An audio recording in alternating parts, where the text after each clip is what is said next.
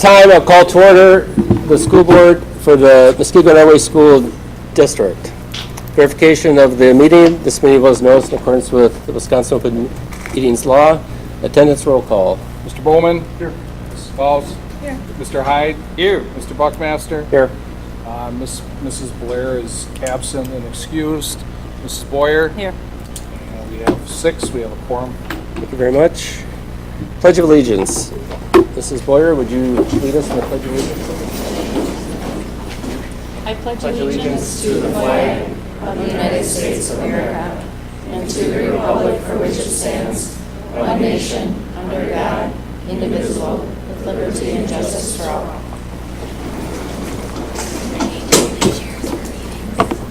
Approval of agenda. Motion is in order to approve the agenda as presented. So moved. Second.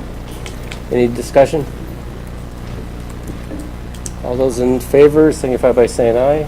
Aye. Opposed? The agenda is approved as presented. Item 2, consent agenda. Motion is in order to approve the consent agenda in gross. So moved. Any further discussion or items that need to be pulled for individual consideration? Hearing none, all those in favor signify by saying aye. Aye. Opposed? Consent agenda carries in gross.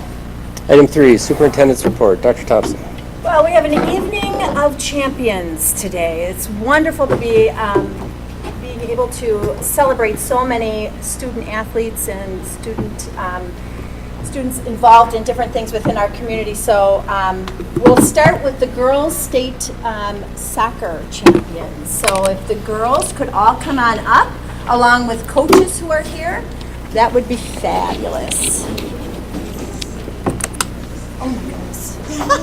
Yeah, we have a small U, so let's see. Why don't you all stand right there? That might be the best. That's probably going to be the best bet for us here.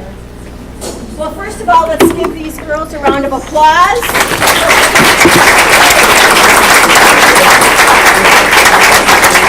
And then in addition, of course, as we know, the athletes are strengthened through their coaches. So let's give a round of applause to the coaches. If you can wave your hands, coaches.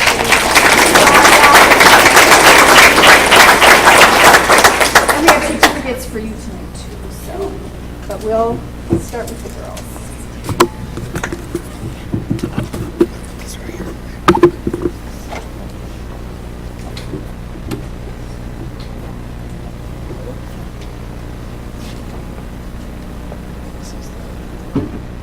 They're all the same. So I'm going to read one, and then I will read each of your names individually as you get home. Okay. So. And then don't go anywhere. Just stand in back, and then we'll take a picture. Okay? Certificate of Appreciation. The Muskego-Norway School Board hereby congratulates Hannah Anderson for her contribution to the girls soccer team for the honor of winning the WIAA 2019 Division I Girls Soccer State Championship. The Muskego-Norway School Board commends Hannah Anderson for her perseverance, team spirit, and commitment to excellence in the sport of girls soccer that has brought honor to herself, her family, and the Muskego-Norway schools and community. The Muskego-Norway School Board wishes Hannah Anderson success in her future education and career goals and presented this 15th day of July 2019 and signed by the officers of the school board. Congratulations. We'll start with Hannah. She's on there. That's the perfect one to read first, right? So, okay. So, do you want It's her sister. She Yeah. Well, that would be fine. Okay, and then Madeline Anderson for the girls soccer state championship. Okay. Congratulations.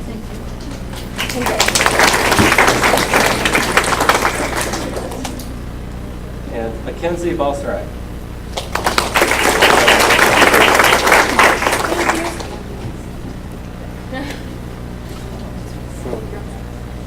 Sophia Ballasteri.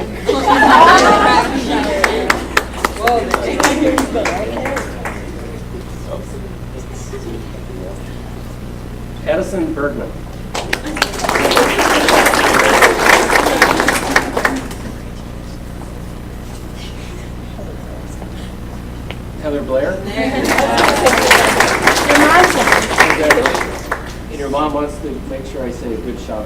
All right, appreciate that.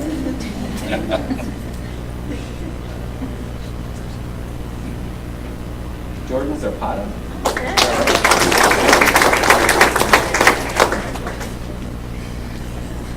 And Brooke Doherty.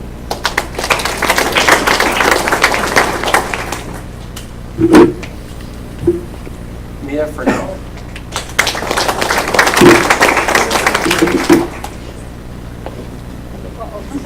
I gotta get the superintendent. Gabriela Garcia.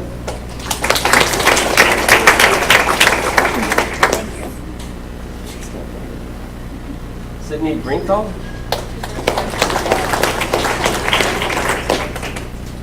Haley Grohol.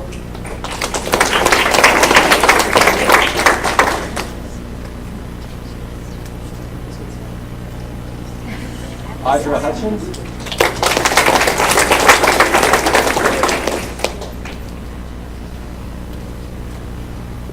Jacqueline Jars.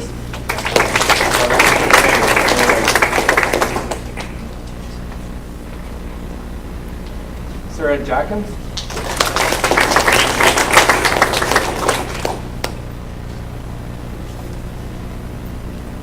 Summer Malinauskas.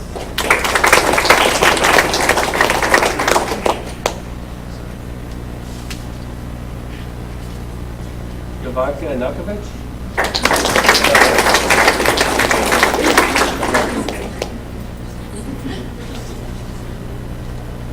Emma Pinkowitz.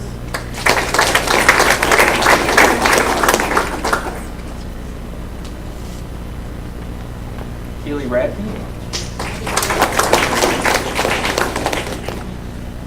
Olivia Schneider.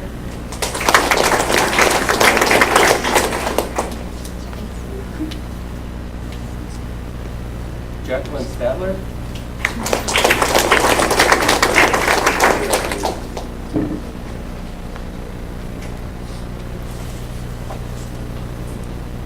Morgan Tews.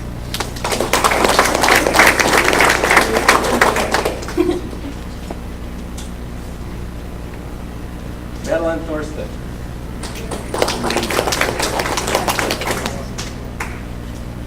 Katie Wozniak.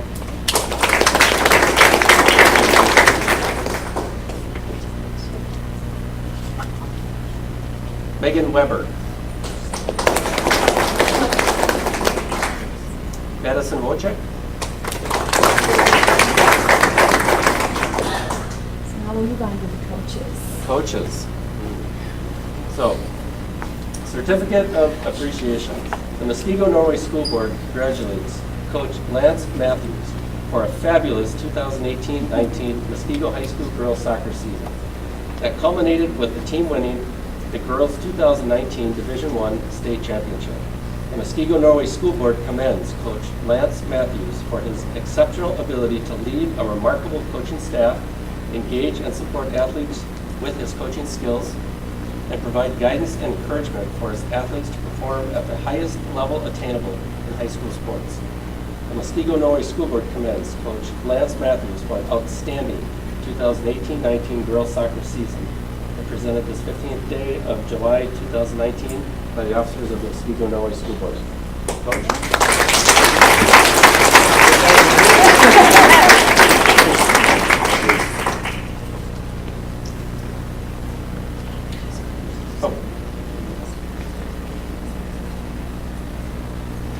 It's the same. Oh, okay. And then the assistant coach, Courtney Lessiter? Would you like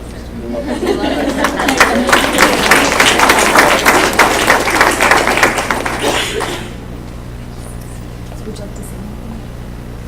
Give a little recap of the season? Sure, I'd love to say something. I guess the biggest thing is just thank you to the girls for all their hard work that they put in. They totally deserve this. It was just super cool to watch all their hard work pay off. Thank you to all of you for the support that you've given us to allow the girls to be out there and to be able to succeed like they did. It wouldn't happen without everybody here and without everybody in the community. So just super thankful, and these guys did a great job, and hopefully more to come. Thank you.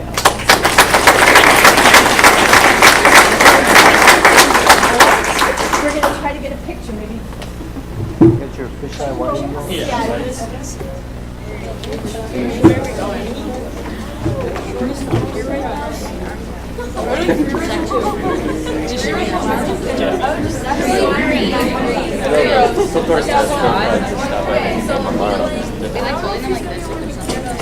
there needs to be more. I don't think you have to show these. Yeah, they might want to open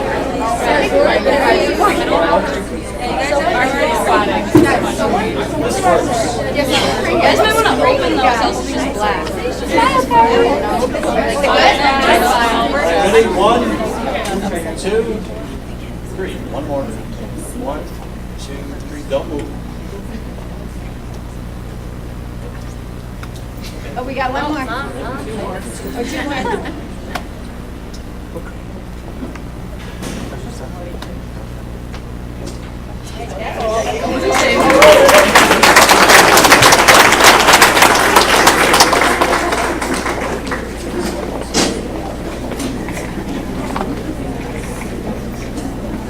Next, we have the girls' track and field. It's no shorter, is it? Actually, girls, if you want to come around here and coach us, it might be better over on this side this time. So we're not standing.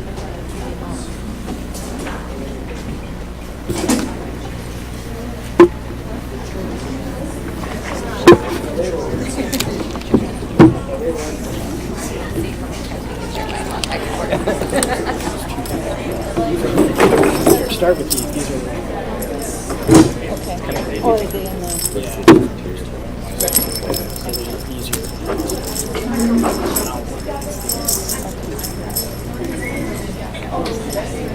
So tonight, let's give our state champion track and field girls team a round of applause.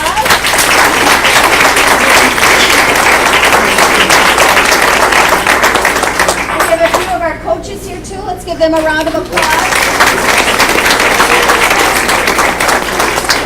So we're honored we're going to be able to give you your state champion medals too tonight. They came in and Coach Rainey asked if we would give them to you as well. So, all right, so we'll start with the girls.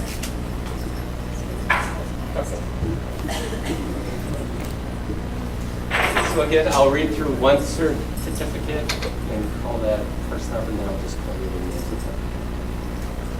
So, Certificate of Appreciation. Muskego Norway School Board hereby congratulates Erin Reservoir for her contribution to the team for the honor of winning the WIAA 2019 Division I Girls Track and Field State Championship. The Muskego Norway School Board commends Erin for her perseverance, team spirit, and commitment to excellence in the sport of girls track and field that has brought honor to herself, her family, and the Muskego Norway schools and community. The Muskego Norway School Board wishes Erin success in her future education and career goals and presented this 15th day of July 2019 as signed by the officers of the Muskego School Board. Erin.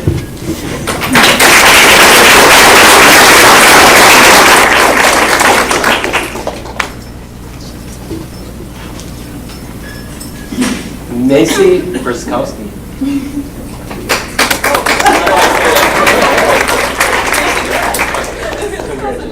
Okay. Oh.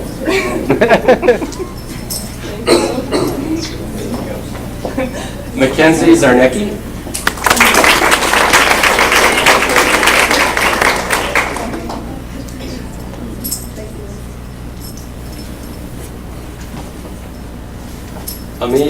Amelia Delamangus?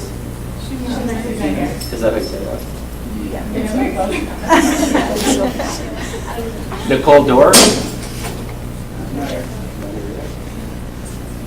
Madison Hopper? Grace Lundy?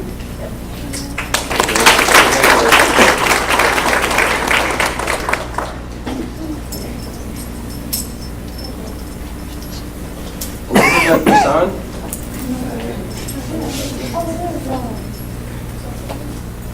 Annika Oxborough? Isabella Seitz?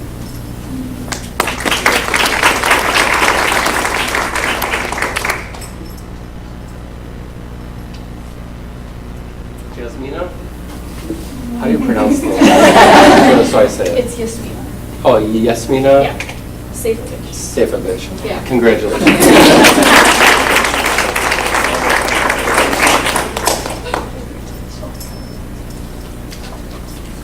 Emma War.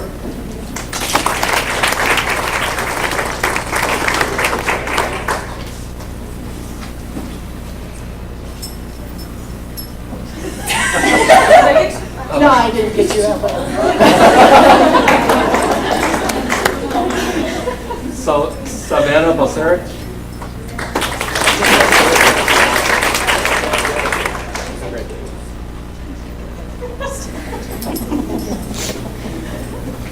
Brittany Helm. Rachel Helm. Yes. Kate Joggins.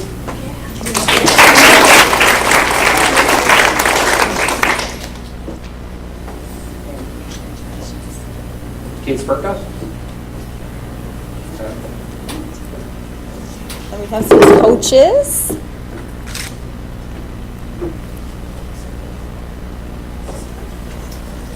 Okay, certificate of appreciation. The Muskego Norway School Board congratulates Coach Richard Rich Rainey for a fabulous 2018-19 Muskego High School girls track and field season that culminated with the team winning the girls track and field 2019 Division I state championship. The Muskego Norway School Board commends Coach Rich Rainey for his exceptional ability to lead a remarkable coaching staff, engage and support athletes with his coaching skills, and provide guidance and encouragement for his athletes to perform at the highest level attainable in high school sports. The Muskego Norway School Board commends Coach Rich Rainey for an outstanding 2018-19 girls track and field season. Presented this 15th day of July 2019, signed by the officers of the Muskego Norway School Board.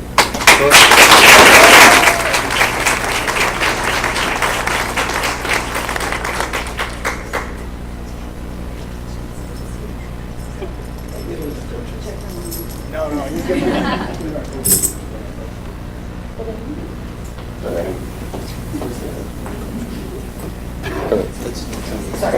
Sorry. Then assistant coach Jennifer Ward.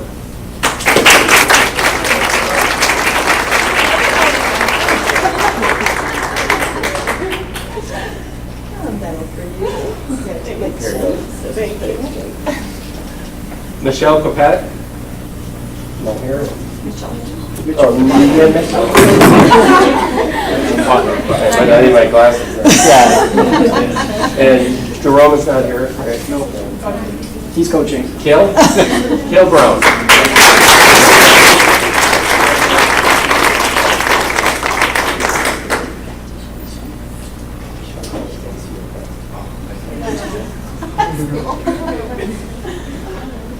Colin? That's all right. Okay, and then Joe. Joe and CJ was here. I thought I CJ, no CJ? No? He was here. Okay. All right.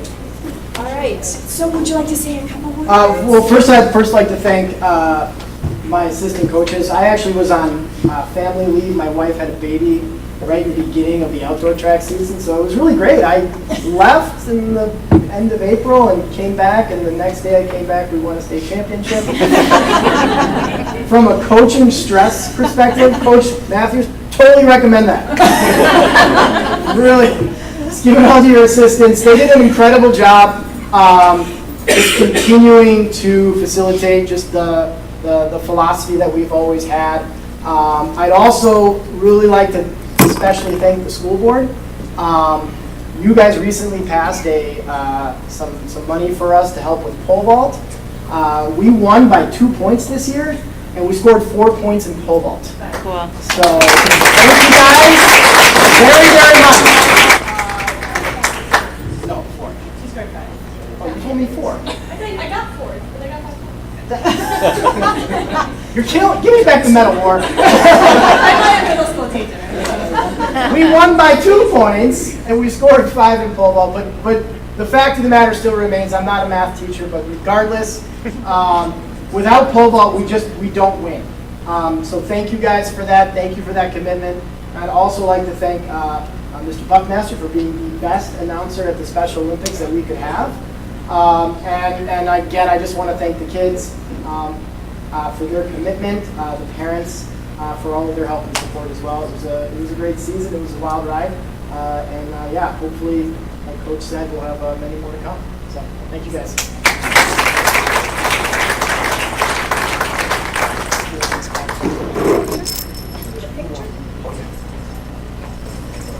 Maybe two rolls.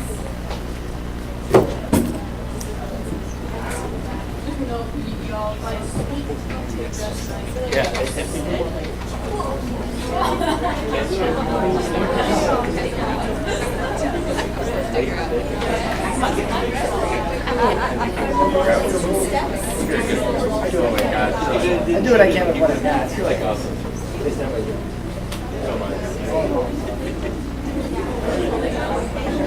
One, two, three. Let me do one more. One, two, three. Hold.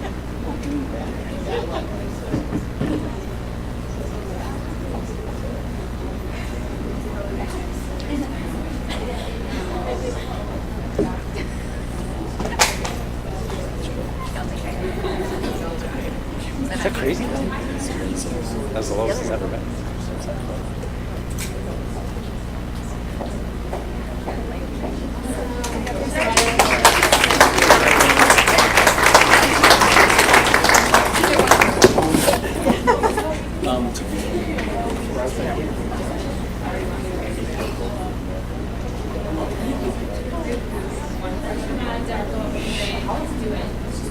Oh, fabulous. Thank you. All right, got all that? All right, thank you.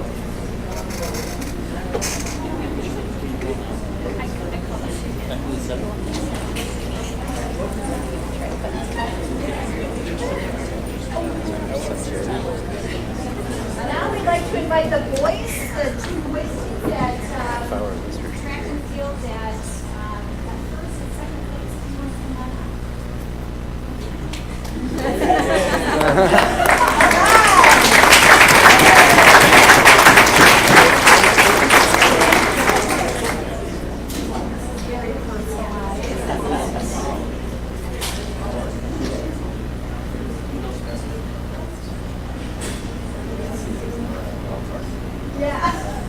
I know he's around.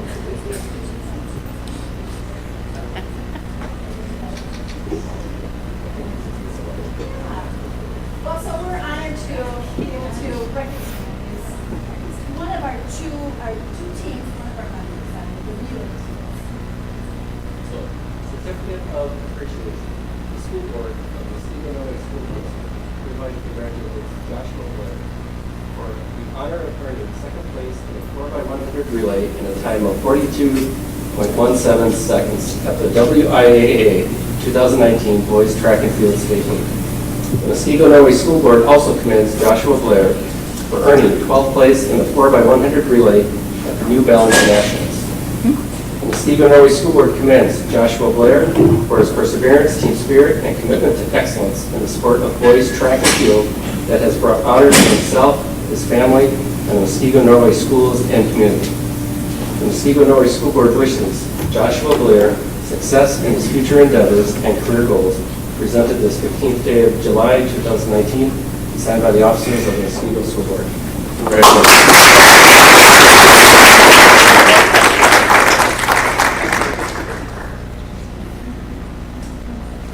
Someone's got to do it.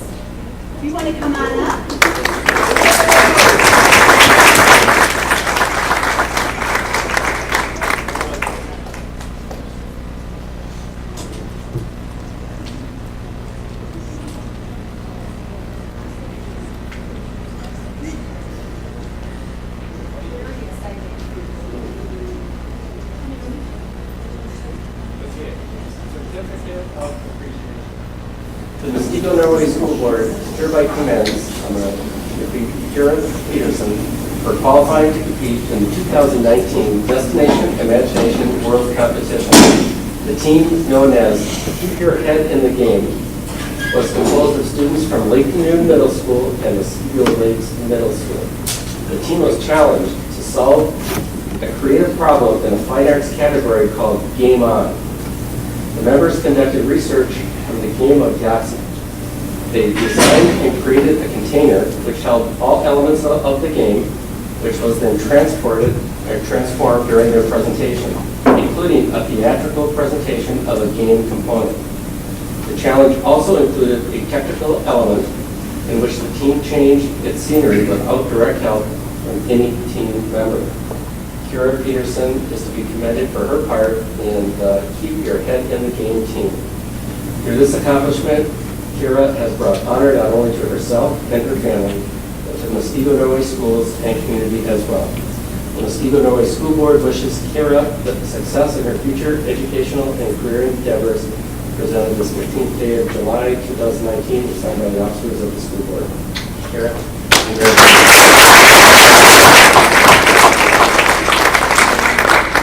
And Kaylee,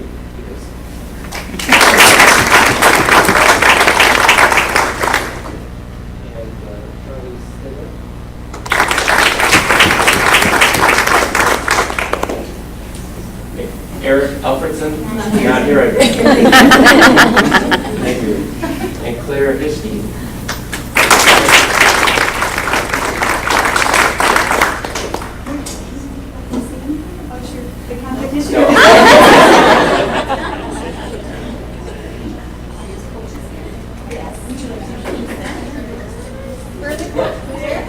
Hello, thank you so much for dedicating so much time and energy.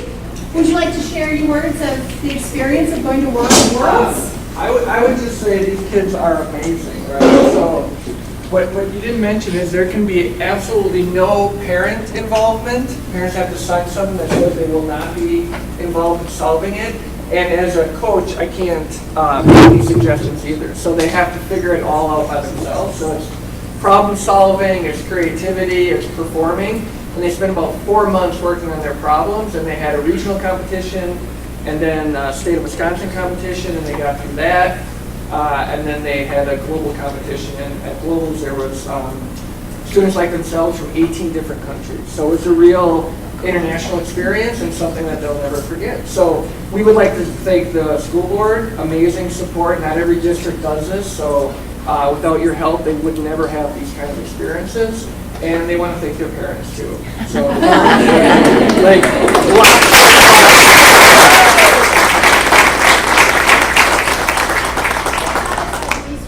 Thank you so much for leading. Hi, Denise. Can you see you, Denise? How long have you been leading the program? 32 years. Oh, wow. And we've only not gone to World once. And you what? We've only not gone to World once. So that's a lot to say about it. Well, you've actually sent us way back in Odyssey in the Mind. Right, So- right, yeah. I'm so proud of these girls. And Eric. Yeah, they are very good. Awesome.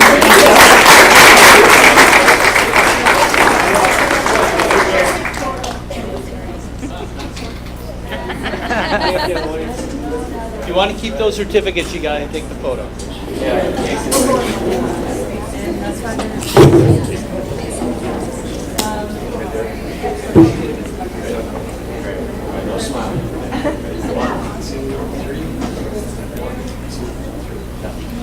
Thank you, girls.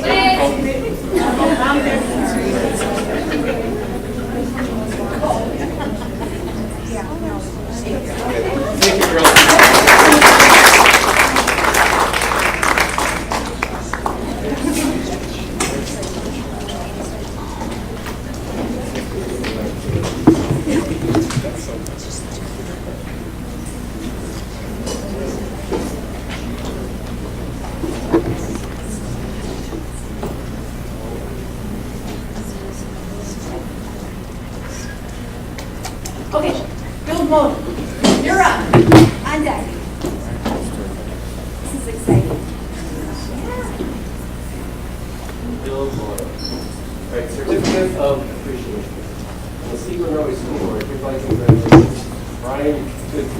For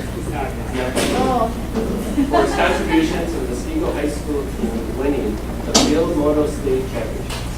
Field is a nonprofit educational organization that pairs teams of high school students with bike building mentors to teach life skills to students while they are building motorcycles.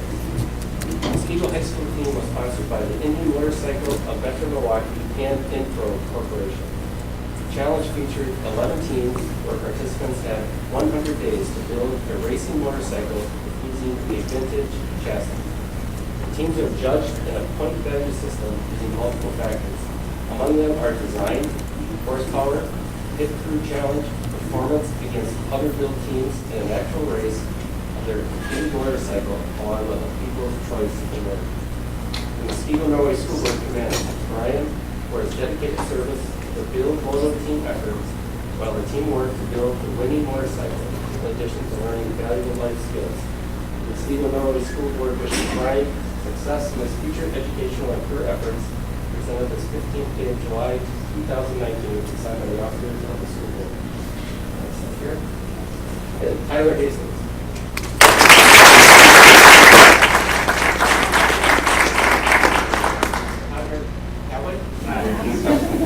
Face still there. Brady Pye. Working.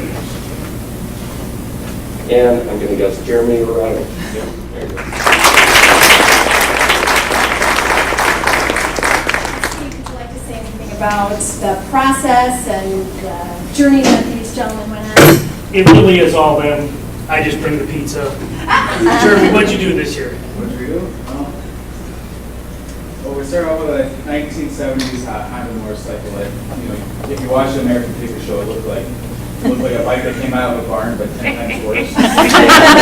So we started on a bike that looked like that. And then, so we had 100 days to build the bike from ground up, basically. We got a power deploy, we did all kinds of fabrication, custom exhaust, a bunch of engine work to meet all the rules and win all the challenges. So we built the bike. Every year it's been a little different. So our first year in the program we did road racing, second year, and this year it's been flat track. And so yeah, it's been a lot of fun. It's been a good journey.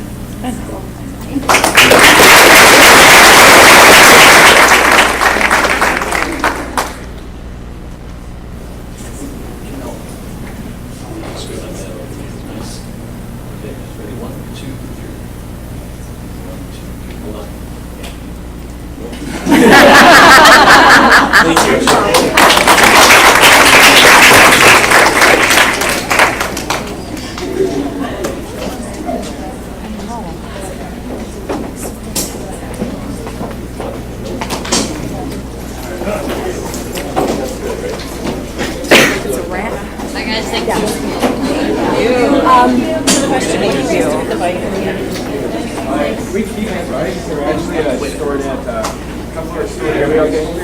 Here we actually. Ah, that was a joke.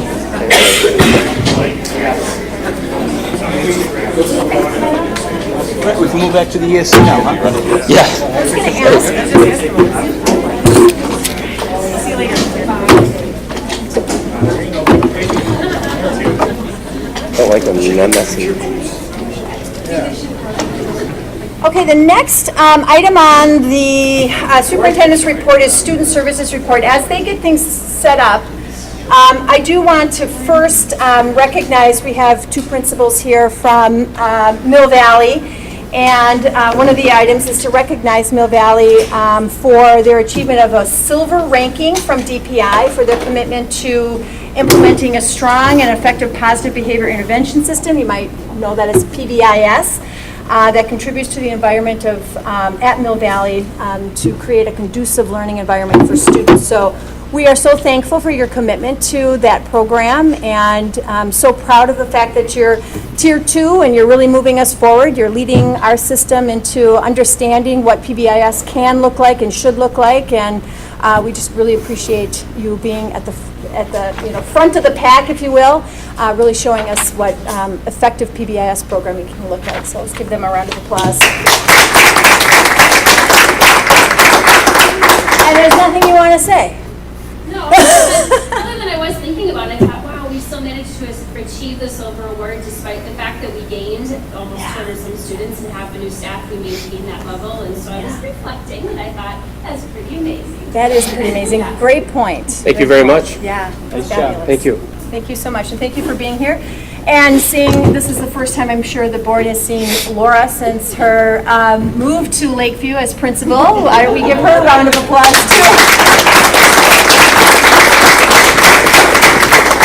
And we don't see us, the dynamic duo will still be, part of our system, and we're very confident in Laura's leadership at Lakeview, and we're very excited with her principalship. And you picked a great time, you're getting air conditioning. Yeah, I know, right? Right. Although hosting interviews has been more Mill Valley, because we can't really go there yet. Yeah, it's a little disheveled, but thank you so much for being here tonight. Appreciate that. Okay, thank you for your patience. Okay, so I'm going to open the Student Services report with the 2018-19 Seclusion and Restraint report, if you want to move to the next slide. This is a report that is mandated under Act 125 of the Wisconsin State Statutes. This Act 125 governs the implementation of seclusion and restraint practices in public schools. And this report requires that annually I present to you the total number of seclusion and restraint events that have occurred in all of our buildings, the total number of students who are involved in those events, and then how many of those students are children with disabilities. So for the purpose of this report, I just wanted to define for you what seclusion and restraint is. So seclusion is if a student is confined to a room or a location and is being physically prevented from leaving that room or location. Restraint refers to the restriction of a student's body in a manner that immobilizes their ability to move their torso, head, arms, or legs, and head freely. So, as you can imagine, placing a student in a seclusion situation or in a physical restraint is a pretty significant response. We take that tool and use it very, very carefully. It is only to be implemented if the child is at risk or imminent danger of significant harm to themselves or to another person. So prior to anybody being allowed in our system to place a student in a restraint hold, which is a protective hold, or to engage in seclusion behavior with a child, they need to go through a 2-day training. We use nonviolent crisis prevention intervention. It is, the emphasis of the training is really on de-escalating emotionally charged situations or situations in which a child is emotionally dysregulated so that we can avoid at all costs the use of a seclusion situation or more significantly a restraint situation. The law requires that the district has a minimum of one individual trained, and we have over 200 staff members in our system trained. The training is offered twice a year. We require that anybody who is trained needs to update their training every 3 years. People are always welcome to come back for additional training in the interim. If I observe a situation in which there is a child who has more regular incidents of seclusion or restraint, all staff interacting with that child must come to the next training. All the people that are required within our system to have that training per our district process is every special education case manager, every therapist, every special education instructional assistant, all school psychologists, and all school social workers. We also have many of our building principals have selected to have their crisis teams trained in this in the event that they're called for. Mill Valley uses the term Code Blue, and that is to say we need some additional staff people to assist in a student situation. Oftentimes they have those individuals trained as well. So we also have additional regular ed teachers, regular ed instructional assistants, and then building principals trained. Yes? How often do you have to go update your training on that? So internally, we require that you are trained if you're in one of the required positions within 1 year of employment, and you must update at minimum every 3 years. Is that law or our standards? It's our standard, and it exceeds the standard of the recommendation. Thank you. Sure. Kari, the 200 staff that we have trained is significantly higher than the one. Yeah. It's like really, is there a story behind that? Just something that you managed to pioneer through our system, or? We have 2 individuals, actually we had 3, we now have 2 individuals who are trained trainers for this. And we just recognize as a system that if we're putting a child in a protective hold, that's a pretty significant response. And the responsibility for ensuring that child's safety, as well as the safety of our staff members, is of utmost importance. So we don't want a child being injured if an adult has them in a protective hold that could cause them to have difficulty breathing or something of that nature. But we also really feel that it's important that our staff are doing it properly, so they're not hurting their back or, you know, some of those types of things. But I think the most important thing about this training is the tools that are provided to those participating to de-escalate difficult situations. And they're tools that are applicable with youth as well as adults. So. Thank you. It's incredible amount. It's good. Thank you. So this is, I've given you some trend data here so you can kind of see what things have looked like over the years. This year, the number of seclusion and restraint events that occurred within our system was 25. We have approximately 5,000 students in the system. Of those 5,000 students, there were 6 students that were involved in either a seclusion or restraint event. And of those 6 students, all of those children were children that had IEPs. Are there any questions about that? Okay. And then if there's any other questions? All right. Yeah. I'm just curious who the trainers are, if you don't mind sharing their names. I don't mind. Deanna Welsh, she is our elementary school social worker, and then Beth McFadden, who is a high school special education teacher. Very good, I'm glad. Yeah, we appreciate the that. effort to do that. That helps. It does. It does. All right, thank you. And then I'm going to turn it over to Tracy, and she's going to give you an update on our health services within the district. Hello, everybody. My name is Tracy Staudiker. I am your district nurse. You have not seen me before. This is my first presentation before the board. It's my second year with Muskego. The first year, Kari said, well, I'm not going to make her do that. Let her get her sea legs first. And so I got my sea legs, and here I am presenting to you. So just a little bit of my background. I am a nurse and an attorney. So I'm heavy into the administrative and regulatory issues, and I think some of you have seen my slides, and the last number of slides are just a smattering of the regulations that I won't go into at all, the laws, regulations, and duties we have. But I wanted you to know how heavily regulated healthcare within the school is.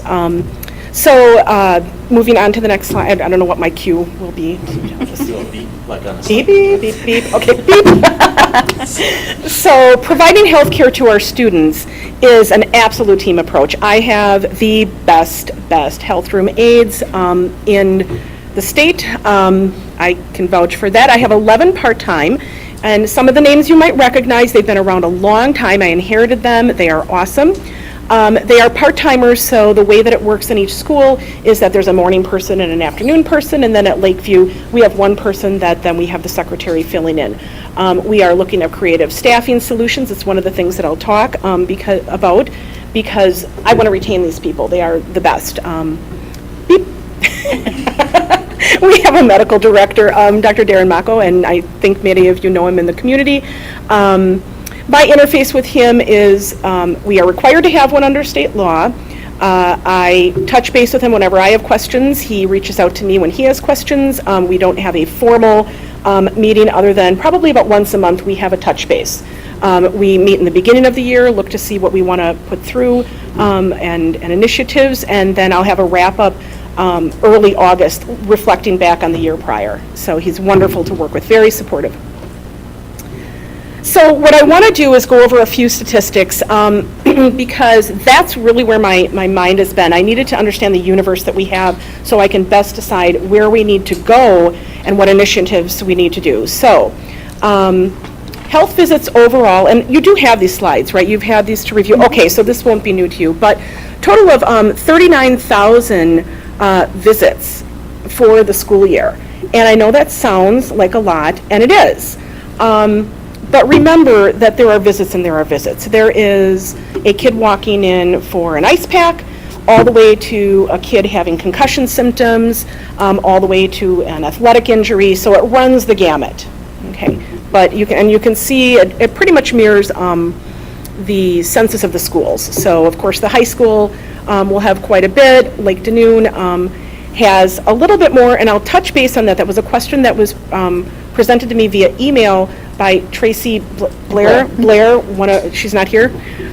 So I might be able to touch on that a little bit later if you have any questions and incorporate that. So comparatively, there's really not too much of a change because we had the schools, Muskego L, Test Corners, and Country Meadows kind of combined, and we've reduced the number. Actually, the numbers are very similar, so no concerns in the total visits from the year prior to this year. So that works out to a daily visit here that, of course, for the high school, about 33 visits, and I have some statistics also for how long the visits are, but an average of 36 for the district, 658 for the month. I know this is a little bit statty here and a little bit in the weeds. Go ahead. And then what it is per hour. This is a little bit more representative of what a day would look like. So about 6 visits per day. Now that doesn't sound like much, but imagine that you have one kid popping in, but another kid that's staying for a couple of hours because they need observation and evaluation, contacting the parent. So again, the time frame runs the gamut too. I will say that some of the visits where a kid pops in and it's just an ice pack, it's just getting a Band-Aid, we don't really record those. I would love to have those numbers, but perfection is the enemy, right? I mean, I can only ask so much when they're very busy and recording everything. Go ahead. And you can see the minutes. This is again where it really makes a difference. 15 minutes average visit for the health room in the high school, and the elementary schools have a little bit less. They're a little bit more in and out. The 15 minutes, I will say, for the high school, it's a lot of rest. It's a lot of, again, concussions that we see, athletic injuries that need some rest. Some of these come from physician orders where they need to rest, and that's an order that if they are having symptoms, they need to go to the health room and take a break. Go ahead. So this is the conditions that we are dealing with for the most part. Now, this is not going to reflect what we see as far as a concussion or an athletic injury. This is reported conditions by parents. One of the questions that Tracy presented was, well, I'm surprised to see a lot of influenza, or wow, we had a lot of strep throat. Remember that this is voluntary. So this is when a parent calls up and lets us know why their student is absent, what they're experiencing. I try to get the parents to let me know the communicable diseases so that I can inform those that are immune compromised whether or not there's a risk for those kiddos to come to school. So this is, these are acute health conditions that parents report to us, not necessarily the visits that are coming to the health room per se. Those conditions I'll talk about a little bit. The statistics are difficult to get. And again, this is last year, so very, very similar compared to this year. We see the strep throats, we see the influenzas, we see the lice. It is what it is, but I will tell you that this is very normal. All of this is very normal compared when you consider the population of our district. Go ahead. So just to clarify. Yeah. When a parent calls in, they're calling in their child sick because of the flu, and you count that. We count that. There is a work in progress. I'll touch base on that a little bit. So there are parents that call into attendance, parents that call into the health office, and the communication between the attendance office and the health room, we're trying to strengthen that. So I have a better grasp of what our kids are experiencing in the community. I like to know when we are starting to get the flu to appear here. Because we tend to get it a little bit later when I look at the Wisconsin statistics. Milwaukee will get it, Madison will get it, Racine will get it, and then we'll start to flourish. And that's again where I look at talking to the immune-compromised families and seeing if I can help them make a decision. But yes, they do report it. It's voluntary. If there is a kiddo that I'm worried about, like parent maybe reported a high fever, I'll call the parent and ask a little bit more information. It might pique my interest, put a little red flag. I can't compel them. We don't have policing or compelling authority. That would be the public health department. But I do want to keep an eye on that. And I tell you, the parents are great. I mean, once you explain to them the rationale for doing these things, they're great about giving a little bit more information. Okay, go ahead. And that, don't even worry about that. That's something that is very small, but it's in your slides if you want to see the breakdown.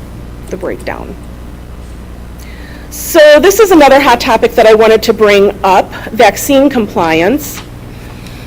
And for the district, we are very compliant. We have no problems with the public health department, with state reporting. We are well under what we need to do.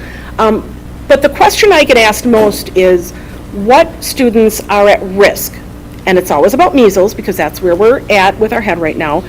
What students are at risk, either because the parents have opted to waiver, or because they can't have the immunization. So let's flip to the next slide.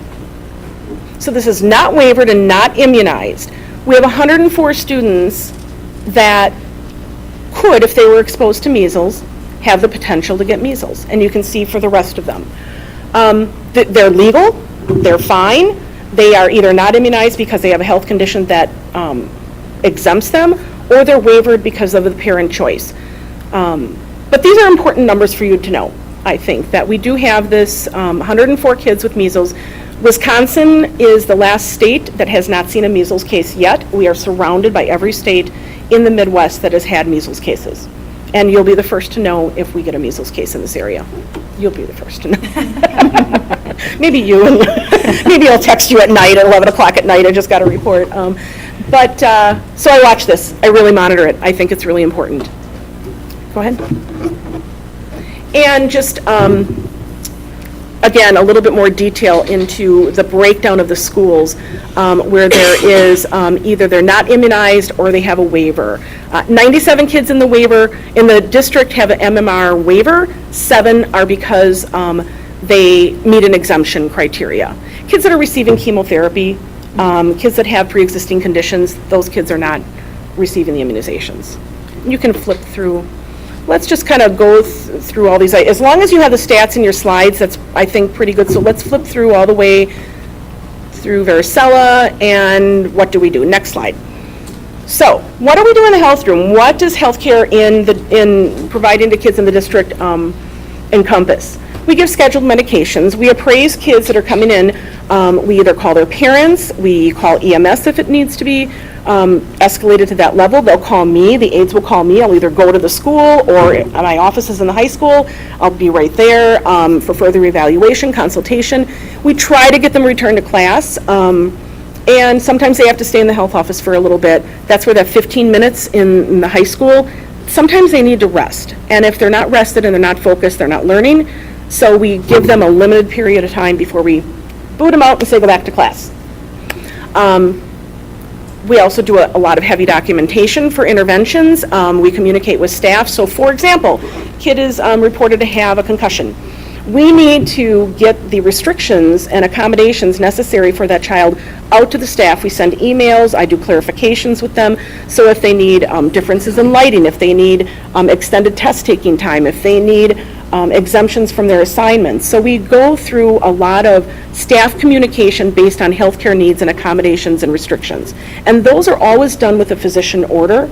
We will put preliminary accommodations and restrictions in place. So kid got a concussion last night, we find out about it, they haven't seen the doctor yet, we haven't gotten things, but common sense and practicality dictates that we're going to put something in place.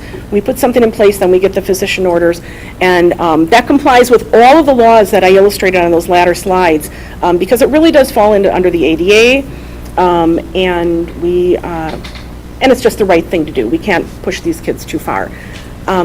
We also are on the medical alert teams, and the field trip planning and preparations are extensive.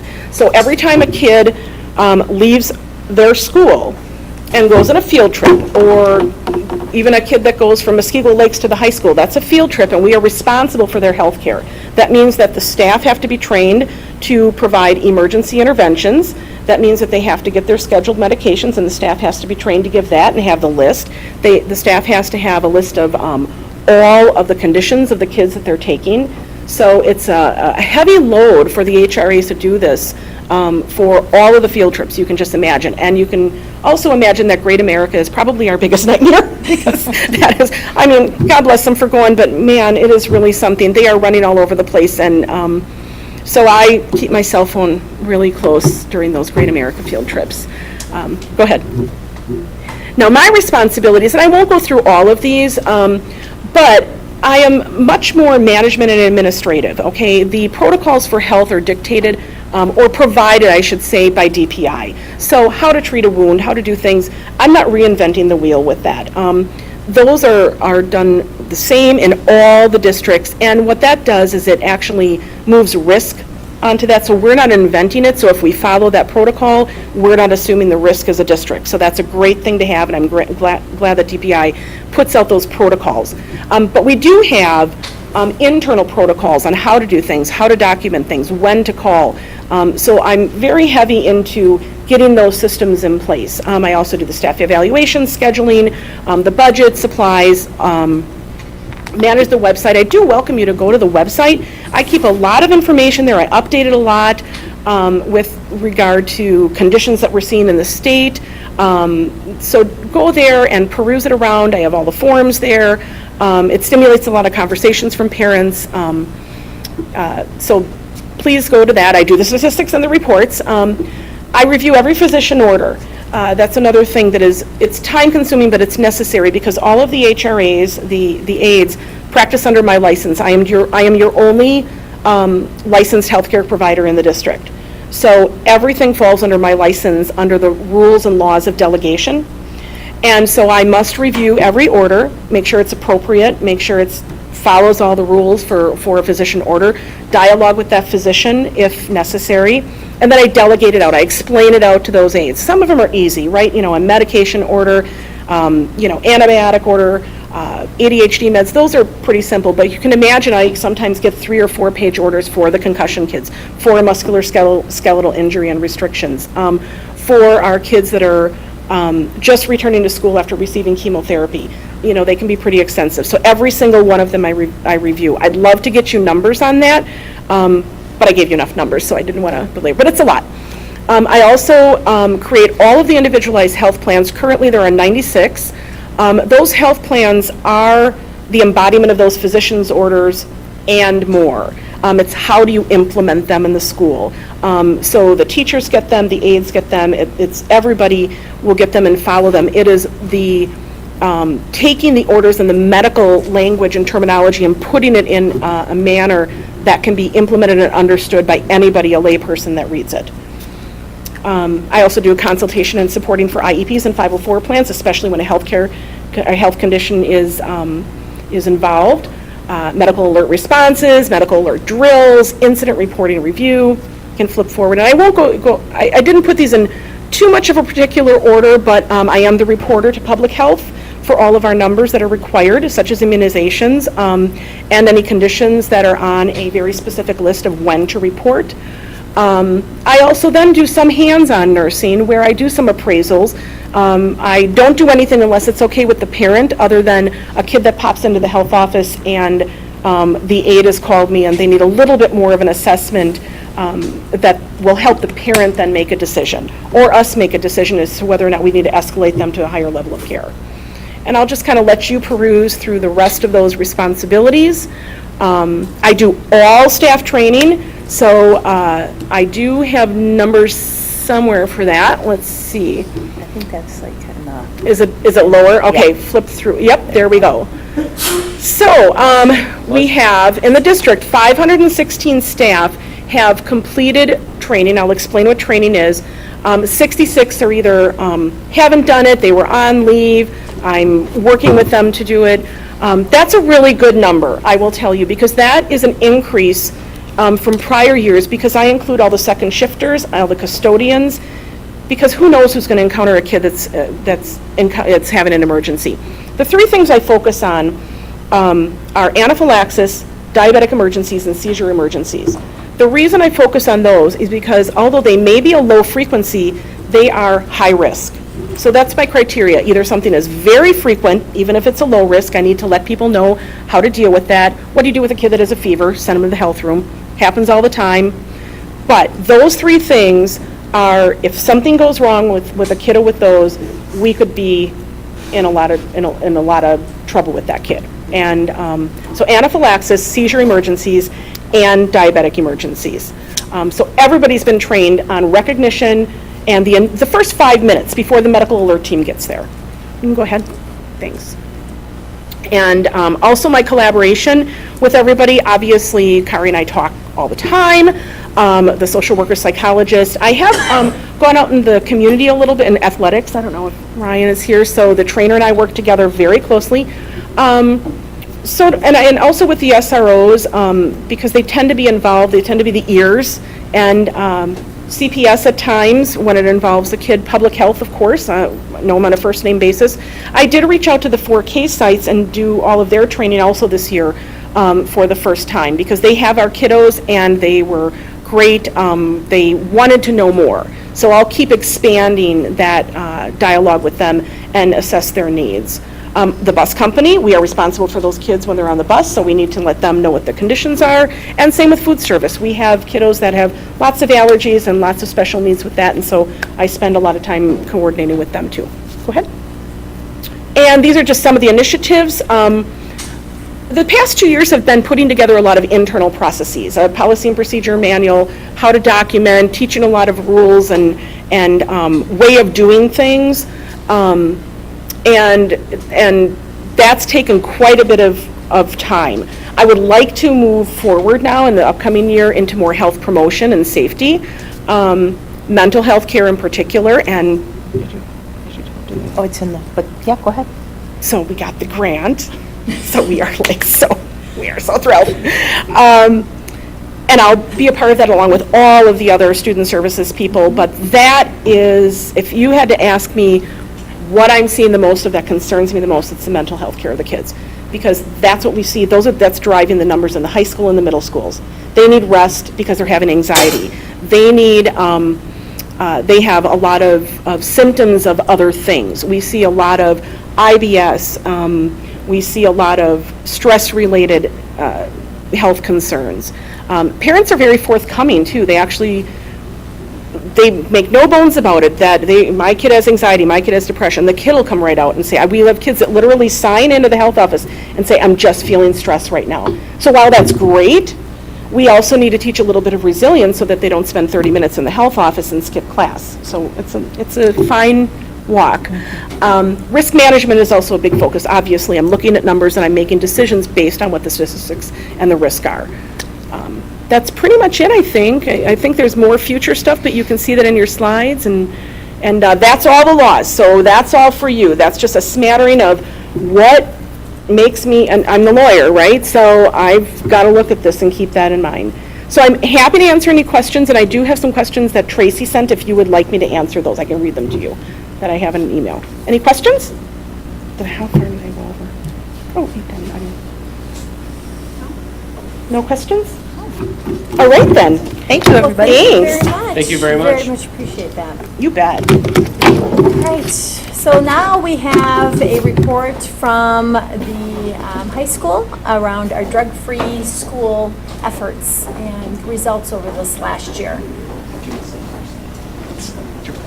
Expressively dance if necessary. All right. Good afternoon, everyone. We'll stand. Yes, sir, that is correct. First off, thank you guys. It's always a pleasure to be here.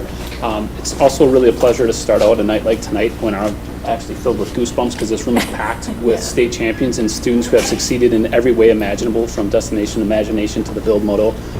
Please know your role in supporting our students and hiring people who are awesome superstars, one who just left. That matters, but genuinely your support for the whole child goes so far in helping us truly live our mission. So our message tonight is obviously centered around another initiative that you've demonstrated outstanding support I would like to announce, Ms. Bowden isn't here tonight. She's currently in Alaska. She really wanted to be here, but please accept her apologies for not being here. It's a pretty valid excuse, but we'll jump in with our first summary of our last year's canine searches. Beep. We got a beep there, that was good. All right, so, and feel free to stop me because I really am, on the other end of a lot of information, I'm really on the short end of information. So ask questions, I'll try to add to it in a couple of places. We do 7 canine searches a year at the high school. We try to do about 1 a month. Compared to the other Waukesha schools, and really even some of the Washington County schools, they range between 1 and 4 a year. So we definitely get really strong support from our police department. They have good relationships with Waukesha County and New Berlin. It really helps arrange for those searches. We do 4 indoor searches, which takes about a class period. We do a hall clearing code so the students stay in their room, and then we randomly hit as many rooms as we can within a 50-minute period of time. Typically, it ranges between 4 and 8. It could turn into a situation where there's nothing in any of the rooms, and we're able to hit more rooms. It could turn into a situation where one room gets more attention from Sean and the canine team. That slows the process down. Additionally, we try to hit bathrooms if we can. We know that the kids sometimes stash things in bathrooms, so we go into the bathrooms and kind of go through them as well. During the course of the indoor searches this year, we had 6 positive indications, which the officer would say means that the dog hit on something about the backpack that was in the room or the possessions that were in the room. We don't necessarily get to know the story. We don't know why. We have an idea maybe in our head, but we don't know why. So when we have the conversation that follows with the student that's involved, that's the starting point. This is what we know. Talk to us about it. Any indication results in a search of possessions, a search of the individual involved by law enforcement, and communication home from both school and also from us. There was 0 students found in anything on them during those searches. Any questions? I talk fast as I go. The 3 outdoor searches, which are a little harder to arrange because we have anywhere from maybe 3 to 5 canine teams here during those searches.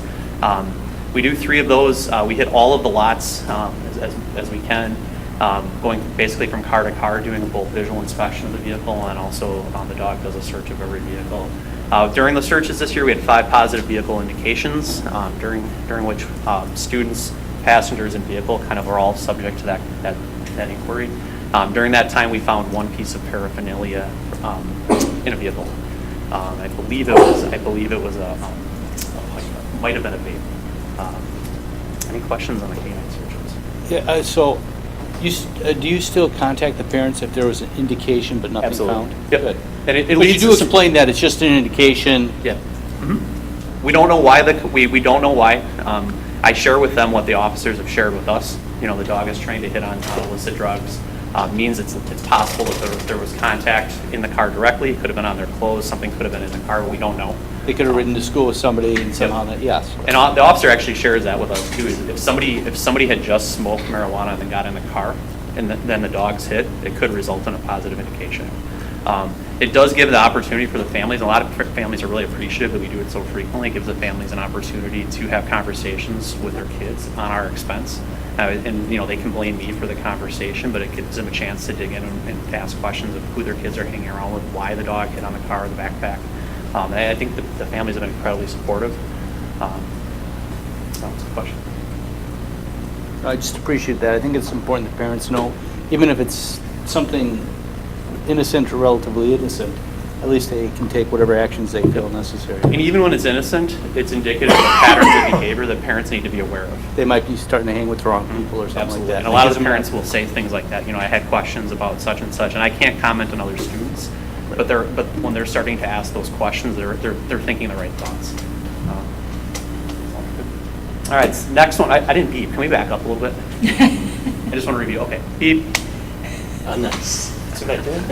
All right, so this is just some trend data for our canine searches. I think that anything in a vacuum doesn't have context, so you can just kind of see over time kind of where we're at. We do try to do 7 canine searches a year.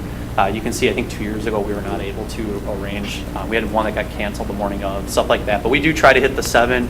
I think it's a good threshold for us. It really lets the students know that it's something that can happen anytime, and it's good. You can see the indication trend line. It's fairly consistent. This year was a little down from the previous year. Something I learned this year from, I think it was one of the Waukesha County Sheriff's Office officers, is that we were kind of in our heads wondering if with the way that the drug use with students and community is changing from being just marijuana to now they're vaporizing it as well in vaping devices. We were wondering if the canine dogs were getting on that, and the information we have is that it does. And that came up through one of the outdoor canine searches. It was a good conversation. So, and you can see that we had one positive indication. All right. Brings us to our random drug testing results. So we continue to test 15 students every month over the 10 months of school. Within those random drug tests, we do include the 2 screens or panels for performance-enhancing drugs as well. What we saw this year was a total of 16 positive test indications out of all of the 150. One of those positive indications was if a student refuses to take the test, that by our board policy indicates a positive indication. So again, they're still held to that standard because you need to kind of have that stopgap for students simply just stating that, nope, I'm not going to cooperate with this. They are signed or they are enrolled into this because they are participating in a voluntary activity as a part of our school system, so we have the right to do so. We did this year have 10 students test positive because of nicotine only. 3 students tested positive for cannabinoids only, and then 2 students tested positive for both nicotine and the cannabinoids. As you can see what that looks like in our typical test data, we are seeing some changes here. As we'll kind of get into the trends a little bit more here, nicotine has certainly skyrocketed and exploded over the last 2 years, largely because of the prevalence of vape pens exploding onto the market, and I would say kind of society's maybe lagging a little bit in the education around this is still dangerous. This is still a highly addictive drug that we're putting into our kids' bodies. We're marketing things in basically grape flavor, strawberry flavor, in very kid-centered approaches, and we aren't educating students about how dangerous this is and how early you can become addicted to this. So our data kind of helps frame that story a little bit. This was last year's, and then the next slide kind of highlights it a little bit differently. Again, what we've seen in the past 3-year pattern, 2016, we were just starting to see vapes show up on the school grounds. And then 2017-18, we saw a huge skyrocket, and again, it continues to climb. What really alarms us about these numbers, I don't believe we are certainly doing a great job catching students who are using it. As you watch YouTube or you see the different games that students all across America are playing about the challenge of trying to vape in a classroom, it's blowing up on the internet, it's all over. I would be naive to think it wouldn't happen in Muskego, so we're trying to educate ourselves. We'll talk more about that as the program ends or our presentation ends. The other thing that's really changing is the face of drug use. So again, what used to be a student who was going to consume marijuana would have a baggie of marijuana and a pot pipe or something that they would smoke it. It has now become very condensed into vape packages. Students have the ability to hide it much easier because again, it doesn't have that same stench or strong smell as did a baggie or some other paraphernalia. What is in a dab pen or a vape pod is totally sealed. So again, to us, you don't notice the smell in any way, shape, or form, or they can vape in a bathroom and that smell dissipates much quicker than had a student actually smoked a product previously. So again, we can see last year we had 12 incidents that were specifically related to THC with our vape pens. So out of that, I believe it was 63 total incidents we had in vaping. 12 of those incidents involved a vape pen that tested positive for THC. The other thing we realized is we are kind of on the front side for pushing this question. So as we reached out to many of our surrounding districts and our peers and asked the question, so when you catch a student with a vape, do you actually destroy, for lack of a better term, the vape pod and test it to see if it has THC in it? In the vast majority of our counterparts, we're not doing that.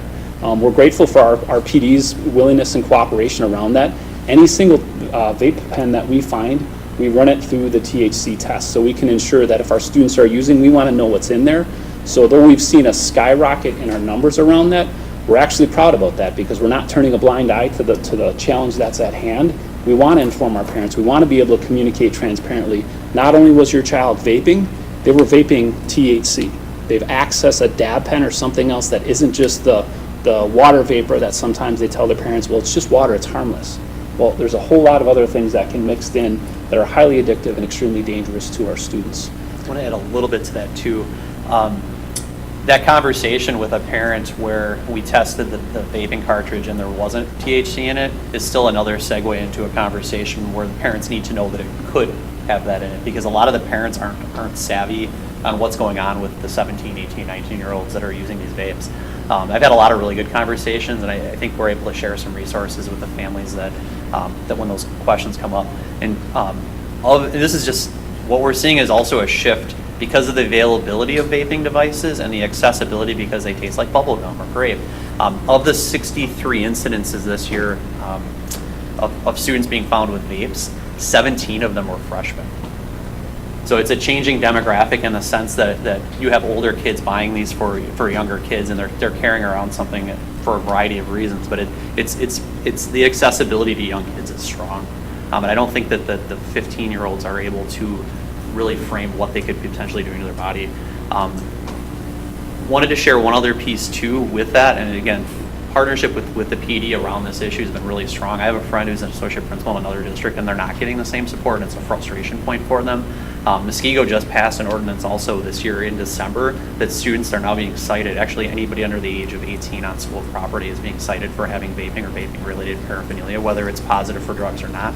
So if a student has a vape in their backpack, it's just nicotine, it's a $155 ticket. And that message is a strong reason for students to choose otherwise. On the incidents that we have on the vaping, are we using Rose crayons? Or has that been, being as we're on the vaping side now, outside of the opiate, and is the Rose crayons working out? So we're getting to that. It's a great question because we're still struggling with the punitive measures we have aren't changing the behavior. So how do we shift it to the educational and the restorative approaches? How do we help the family and the student understand the dangers around this and continue to build on that partnership to give students the tools to say no and understand how this is harming them? Where I will say we were challenged is we didn't necessarily see, there's currently a 1-day suspension for vaping. So getting a student to voluntarily agree to access Rosecrans requires some good family support to say, yes, I acknowledge this is a serious problem and I want my child to. Where we've been able to utilize that as a restorative reinforcement is a student who has a more significant offense, such as was caught under the influence of alcohol or drugs, which would be a 5-day, that we can reduce that amount of time and have them missing less class time in exchange to say you will be engaging in some restorative educational journey around your use. And with that 1-day suspension, not many students and families have jumped at that and said, yes, I'll voluntarily do this. It's a service we offer. We'll get to as the second offense occurs. It is something that now the length of time out of school has increased to a level where families are more open to saying, ooh, this is really serious, and their engagement with that opportunity seems to be increasing. On the note with that amount of incidents for the freshmen, and I know you're still trying to wrap your arms around this, do we have any data on Lake Ditanoon and the Muskego Lakes? I mean, I don't know what we do now, but as far as the 8th grade and the 7th grade, because maybe there needs to be a shift to maybe you're doing all you can, and we need to shift it, give support to those 2 middle schools where to use the same tools that you're doing. So, and they've been great. Mrs. Olson has been great about looking at this problem and truly taking that systems approach. As we've realized that, and that was one of our first questions when we meet with a student who's vaping. When did you start doing this? And as we started to compile that anecdotal data, we're also trying to track and take a look at our middle school administrators are looking at their own internal data. How many instances are they seeing?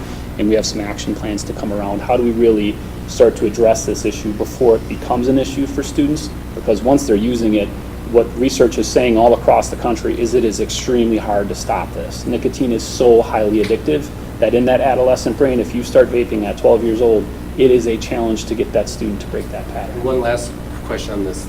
Thank you. Of those freshmen, just out of curiosity, have we, and if we haven't, I'd like to eventually know, are there any sports, or are these WIA curricular code violations as well, or is the majority out of that and not in that WIA field? So what we're seeing is our students that were finding utilizing devices such as this are usually not connected in our building in a co-curricular. So that's, thank you. Yeah. I think we hit on those. The next slide is really, again, this is the face where the number of parents we have conversations with where they're like, I had no idea what this looked like. I saw something in my son's room and I thought it was a USB drive. I had no idea what this was. Marketing continues to change this. So many kids say, it looks really cool, it lights up. There are billions of dollars in this industry, and they are certainly trying hard to capitalize on getting a group of consumers utilizing these devices. So our goal is to continue to try to create ways to educate our families about what to look for with your kids. Rosecrans update kind of connects into the question you asked, which is a great question. We continue to be extremely appreciative for the partnership of allowing Rosecrans to come in a day a week. They continue to provide what I would describe restorative support to our students, helping them understand why they are making the decisions they're making to utilize, and how do we get to the root cause of that, and how do we help give them the maybe the courage and the confidence to make the right decisions under peer pressure situations, and also how do we educate the families and help them and connect them to resources outside of our building as well. Just grateful for that partnership.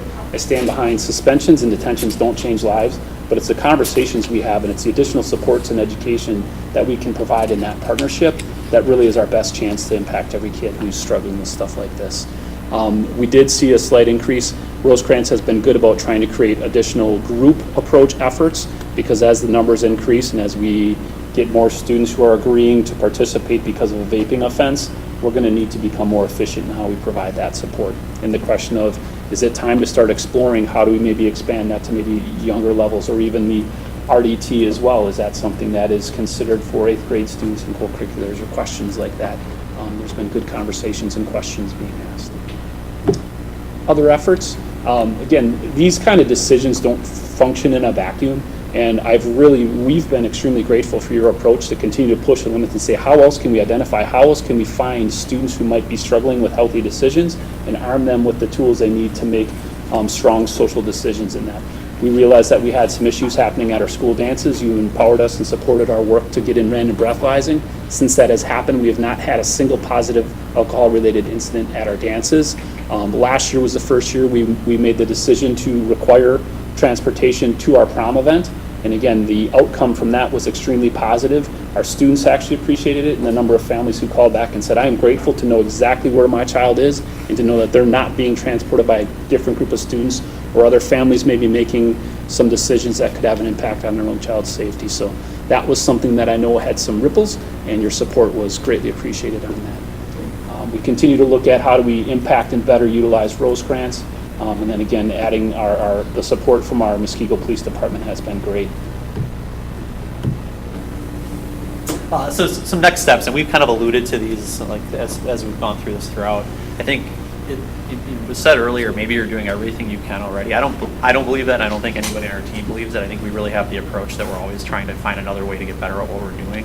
I think one thing that we have found helps quite a bit is educating our staff, because our staff is the front line of what they're seeing and what they're hearing from students, and they can only hear and see what they know if they know what they're looking for. So we're planning to do some education for our staff, some look for some things that we're hearing, maybe partnering with our SRO to build that out. We have in the past shared out a lot of information in a couple different venues to the parents, and I think we're going to continue to do that this coming year. We have some ideas on creating a presentation so that they can see what their students may have in their room. I think the videos, you mentioned the videos of students trying to take a challenge to vape in a classroom. Students are also trying to vape in their houses when their parents turn their back.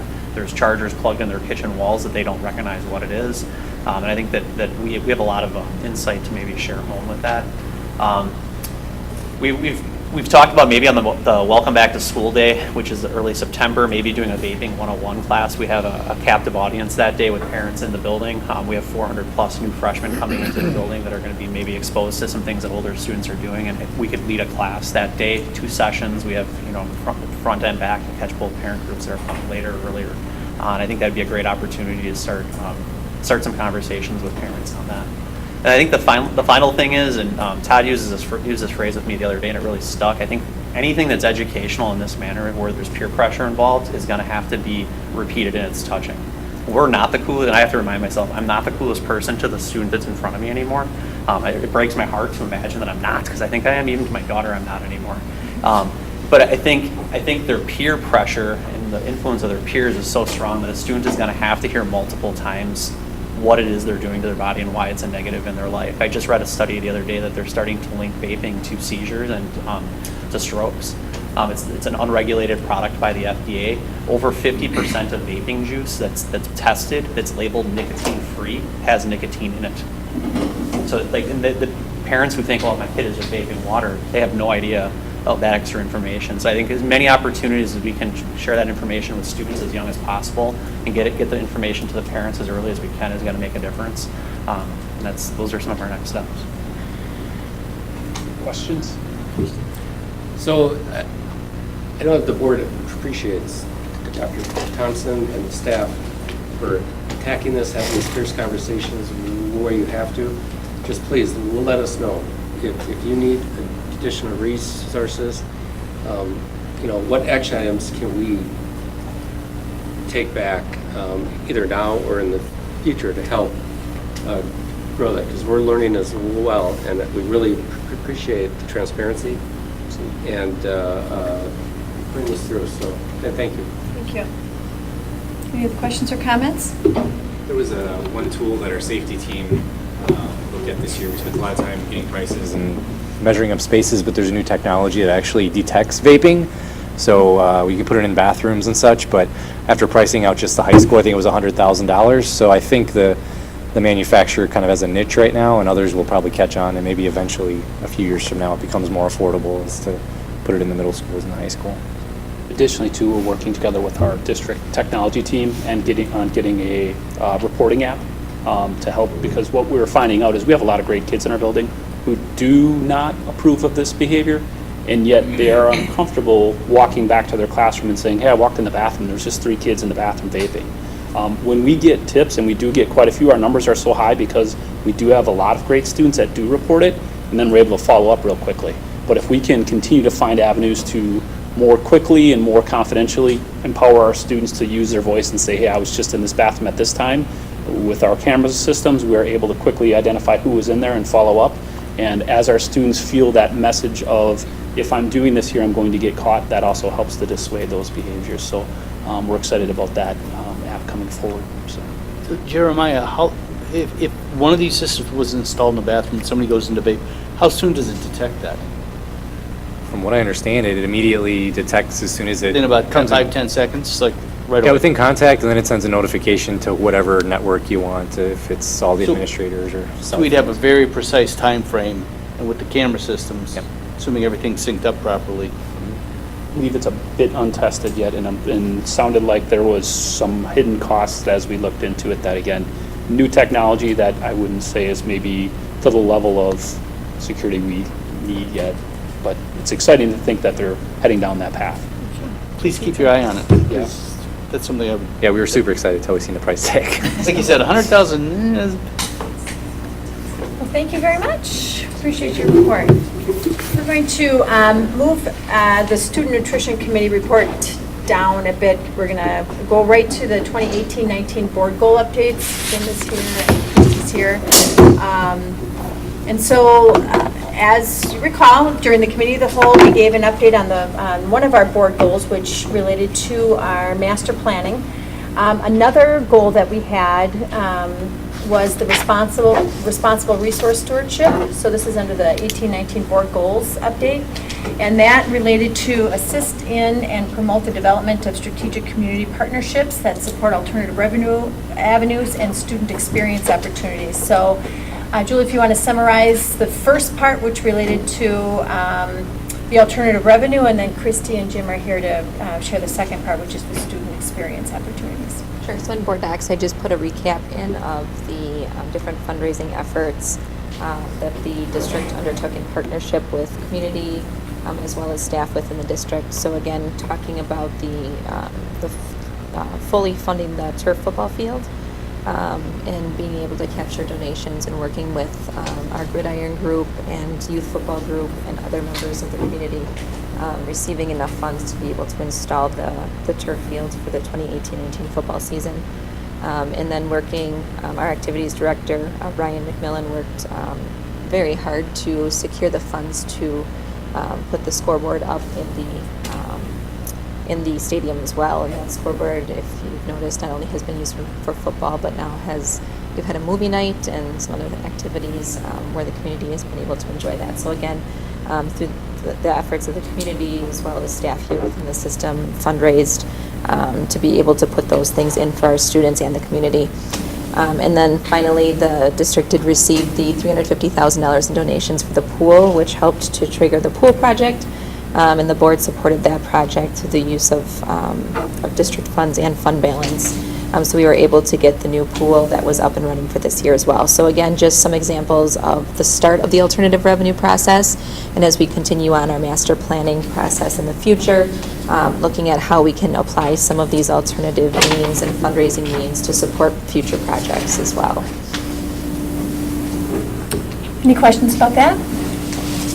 All right, so the second part, Christy and Jim, the student experience opportunities and those partnerships. So for the last 2 years, we've been working on increasing work-based learning experiences for students and developed a college career and work-based learning coordinator position, which Jim is serving in the role. Our focus was to increase student experiences both in the school, so where employers can come in and work with students and teachers, as well as to get students out of the building into authentic work-based learning experiences. So we developed the 6 levels of experience, which we've shared with you over the course of the last year, which kind of just break down small commitments from employers all the way up to a capstone experience, which is where they would host a student on the job site. And so Jim's going to just talk a little bit about, over the last year, some of the growth that we've seen in this program. And just with the 6 levels of experience that we just handed out, our level 6 career internship and level 4 is a lot of where the numbers are coming from. As we started to track this data, those were the first ones that we can identify, and we're working on ways to track level 3, 2, and 1. Number of students in a level 6 career internship in the 18-19 school year was 62 students. We are projected currently to have 96 students in the 19-20 school year. I would say that number is going to increase or decrease by about 10 students, depending on placement and then also interest in different situations that align with business partners and our students' availability as they grow. Number of students in a level 4 experience in our micro internship, 18-19, we had 5 students that participated in the building trades activity. This year we had 49 students participate in 3 different career clusters, the health science, the building trade consortium, as well as an opportunity over at Impro where they went through STEM and engineering, business management, and manufacturing. Partnerships in 18-19, we had about 55 partners.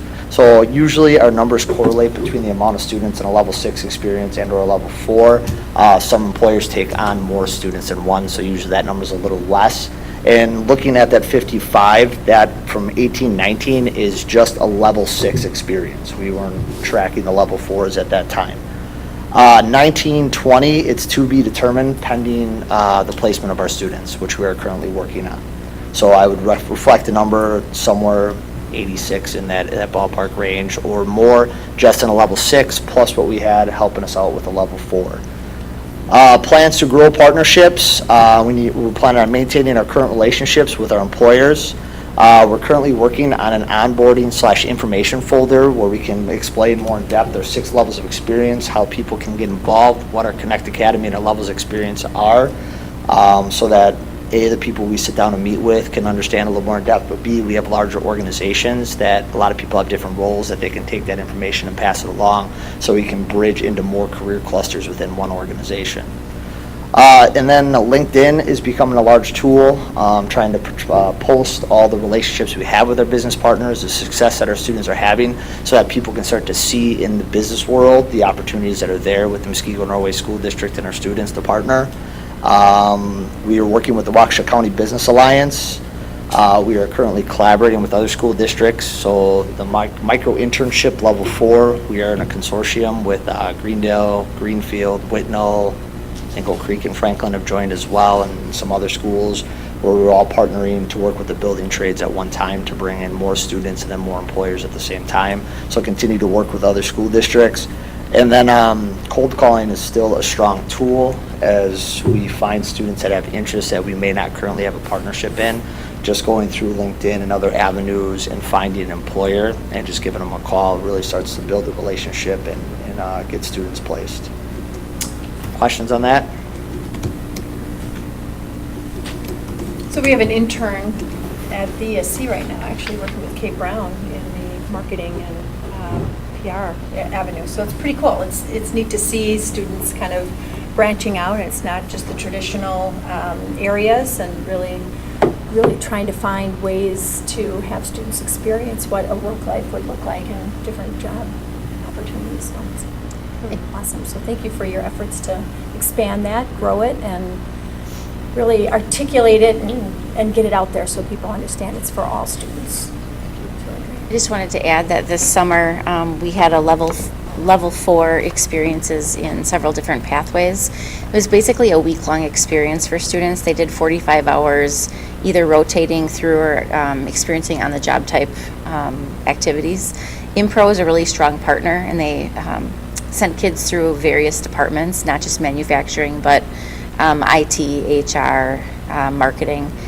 So they are showing to be a very strong partner in this work, and they would like to continue to grow. We also had a healthcare academy where students visited 2 schools of higher ed. They went to Marquette's nursing school, and then they went to WCTC to see the 2-year programs. They visited Community Memorial Hospital and shadowed through different departments there.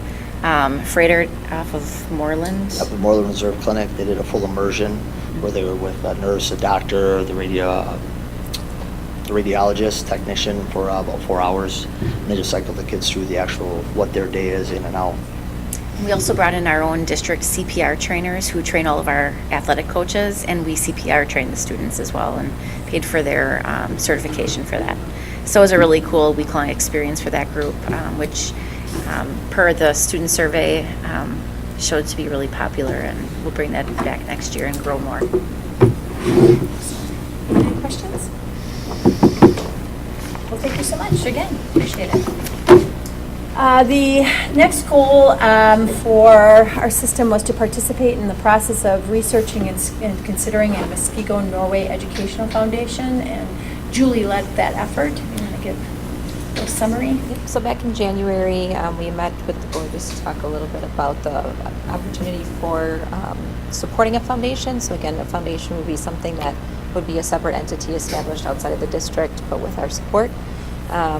We met with a couple school districts who talked about their either success or failures with the foundation, and the one that we found had the greatest success shortly after we met with them then had turnover within their organization, and we don't really know where it's at. So what we've discovered is that a foundation is very hard to find the right people to establish a board, to establish an executive director, but still keep yourself somewhat out of it. We also found that when you create these separate entities, you have different fundraising opportunities. However, you have very little say in how those funds that are fundraised are spent. And so what we found is there could be competing activities with fundraising that we would do within our own system, and what we're trying to do with getting our alumni on board and things like that. So what we've decided through conversations with other school districts and just looking internally, that we would like to continue looking at ways to fundraise and do alternative revenue projects internally, but not have a separate foundation do those for us. So our recommendation is that we studied it, we thought about it, and we are going to probably pass on supporting that project moving forward. Any questions, comments, or concerns with that? No? So the difference really between the two, and I'm going way back in Sure. when I was on Franklin's foundation board, was that they really were kind of doing fundraising and things like that for in-classroom type things. When we're looking at doing fundraising in this district, it's more for like global type initiatives, right? It could, it could be either or. Okay. But it's up to the foundation to decide, and that was one of our struggles. Is our focus, yes, is on those bigger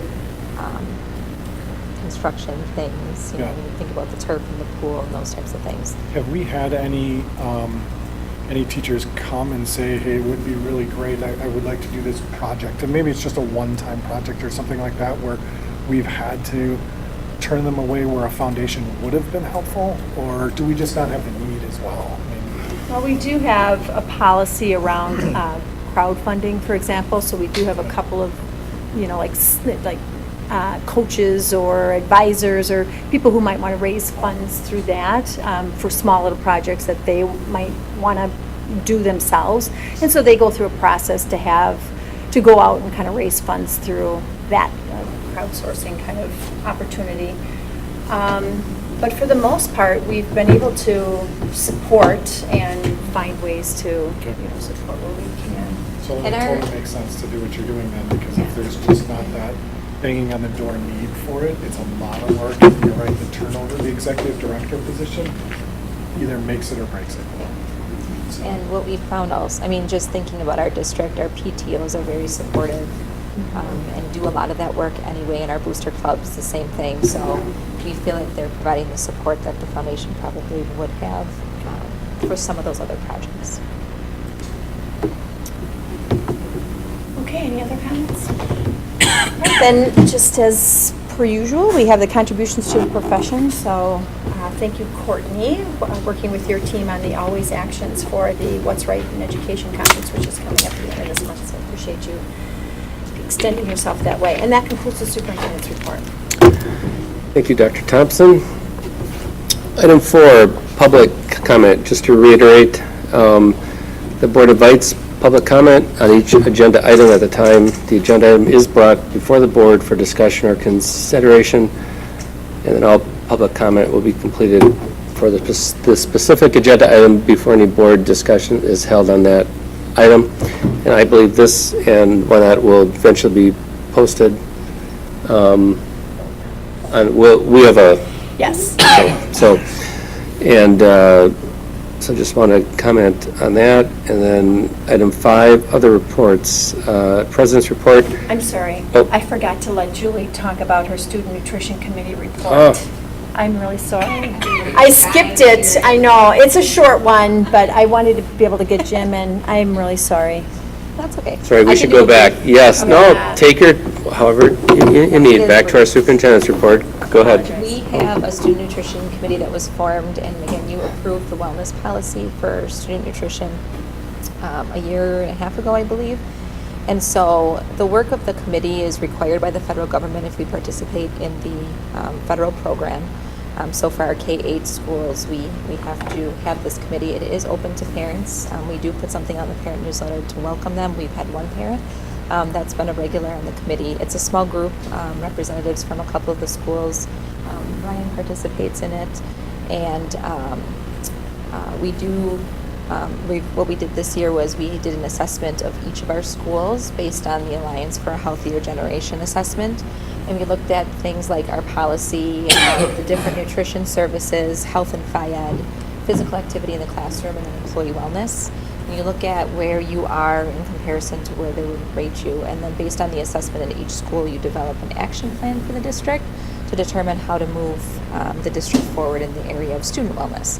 And so from that committee's work and through the assessment process, I put in board docs the areas of focus that we came up with. Again, we probably won't tackle all of these in 1 year, but these were different areas that we feel are the most or the highest priority for us. So one, how food is being used as a reward or incentive in the classroom. There's very differing opinions on how to use that and what to use for rewards and incentives. Candy versus non-perishable items. Student fundraising as it relates to health and wellness. So what are we doing from a fundraising perspective? So again, that's working a lot with the outside groups because we work with outside groups on fundraising as well. How much time is adequate time for students to eat lunch?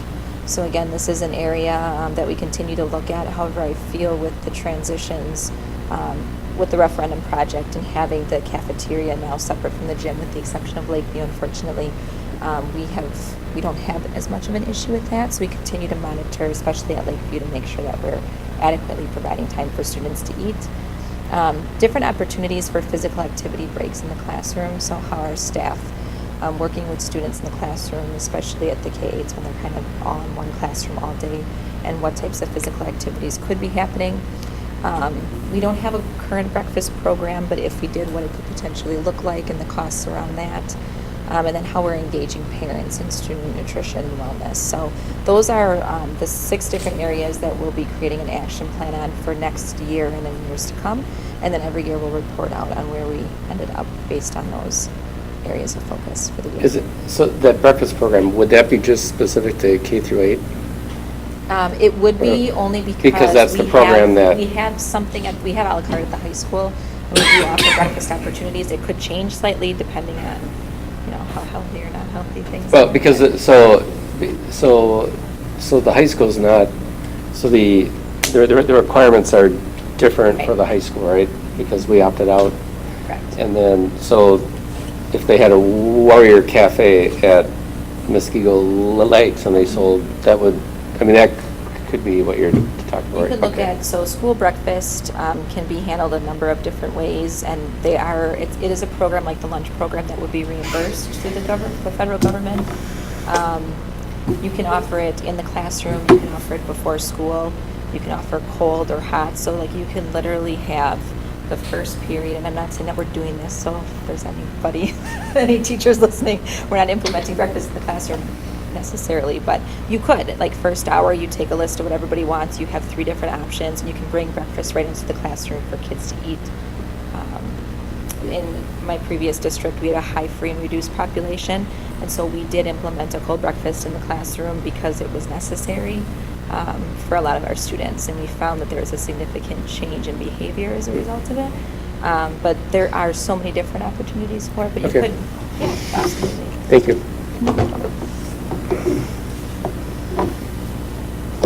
All right, now Super the good. superintendent's report is speaking. Thank you, Dr. Thompson. All right, on to, okay, we reiterated what our public comment is, on to President's report. I know Brett, he'll comment on what he's sent out, and thank you for that. Tracy did send out, I forwarded to the board, her CISA 1 update, and, she is encouraging us to follow that and look at their seminars as well, as they have like teacher recruitment, national convention for personalized learning, and other items that complement what the WSB has as well. So I've asked her to offer some links and stuff as well as Brett did. So, and that is all I have for the President's report. Any other reports? I guess since nobody's jumping in, I'll start. Everybody should have received the email I sent out. I attended the WSB Equity Symposium and Leadership Conference this past weekend. Do you want me to read it out, or is everybody going to go through it? No, I think somebody's fine. We one thing I will appreciate the add- detail you gave us in writing, so I think in your, yes, so. The one thing I will add is please check out that Stars episode, America to Me. That was really informative. So, some of the problems that some of the districts with a diverse population are going through. Was it the video or the? It's a documentary, yeah. so Okay, it's yeah. video, yeah. It's The 12-part. the hour one, right? Right. Yeah, okay. It's 12-part. The first one's free. Good, yep. The rest, I think you have to have membership. But it gives you a good idea. So. I have one You question. sure? I'm happy I did to have read- one question. Yes, sir. For those. So are they going to, do you know if the WASB is going to offer that Economics Wisconsin again? Yeah, Do- sure. It's like every 3 months through the phone. That is a good, if there's a board member who would want to attend that is a good seminar to attend. So, it's Economics Wisconsin, it's a good. It's a 2-day. Yeah, I think that, I don't think that WASB. Head up at Lambeau. I don't think it's part of WASB. I think they do have kind of a tie-in. They, the WSB kind of supports it, Yeah, not and they directly or anything, but. Right, but they kind of, you could go through there, right? Yeah. So. Yeah, and usually with the scholarships they have with that, it ends up being Okay. almost no cost. Yeah, 'cause. Yeah, it was very informative when I went through it. Yeah, that was a very, I'm so. going to do it again the next year. You could Google it, or we can try to find out, but if that would be a definite excellent seminar to attend, so. Any other board member reports? Hi,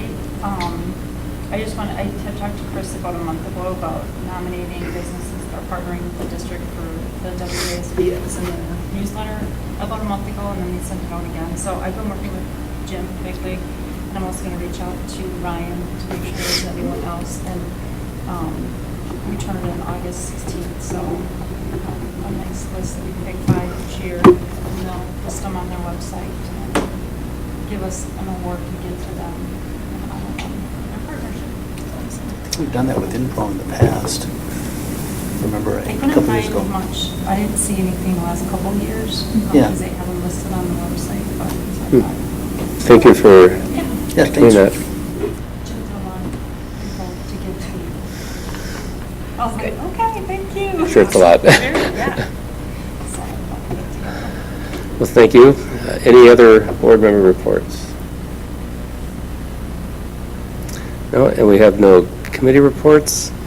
On to item 6, resolution action items. Additional 6A, additional open enrollment seats. Motion to approve 4 open enrollment seats for 5-year-old kindergarten for the 2019-2020 school year. So moved. Discussion. So there's a memo in your packet that just gives you the background on what we brought forward to the board in January for approval. And we're just comfortable right now bringing forward those additional kindergarten seats. And it is likely we'll be coming back in August again once we have firmer numbers related to our kindergarten enrollment to see whether or not we can even open up more seats. But at this point, we do feel comfortable with 4 seats at the kindergarten level. Thank you. Any comments? Hearing none, all those in favor signify by saying aye. Aye. Opposed? Resolution carries. Item 6B, 2019-2020 preliminary budget. Motion to approve the 2019-2020 preliminary budget as presented. So moved. Discussion. Okay, so the governor did sign a budget, which is very exciting for us. Business department. Probably not for anyone else. What I did include for you, the first document, the comparison of the Joint Finance Committee and Governor's budget. I just wanted to go over that briefly.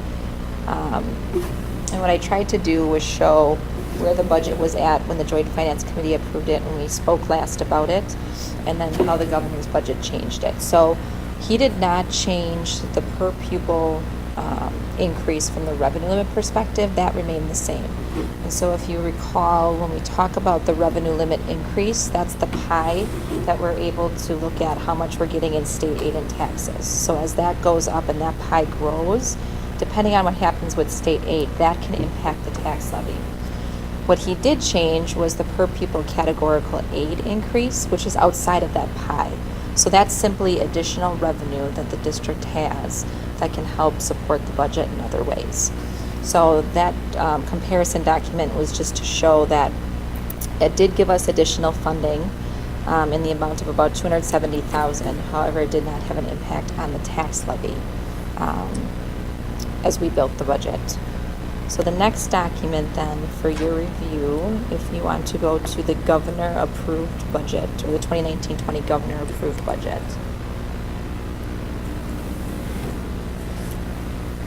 So again, just going back through the same numbers, what we're looking at as far as enrollment for the purpose of this budget is a flat enrollment.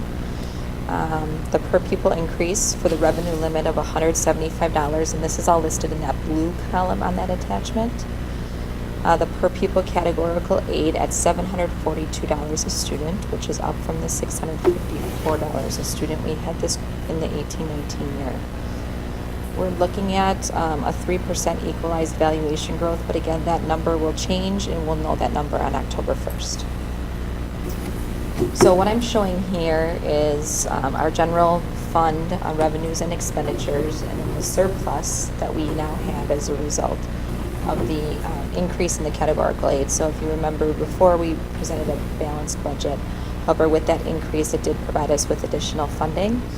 And in the write-up in board docs, I did talk a little bit about that additional funding.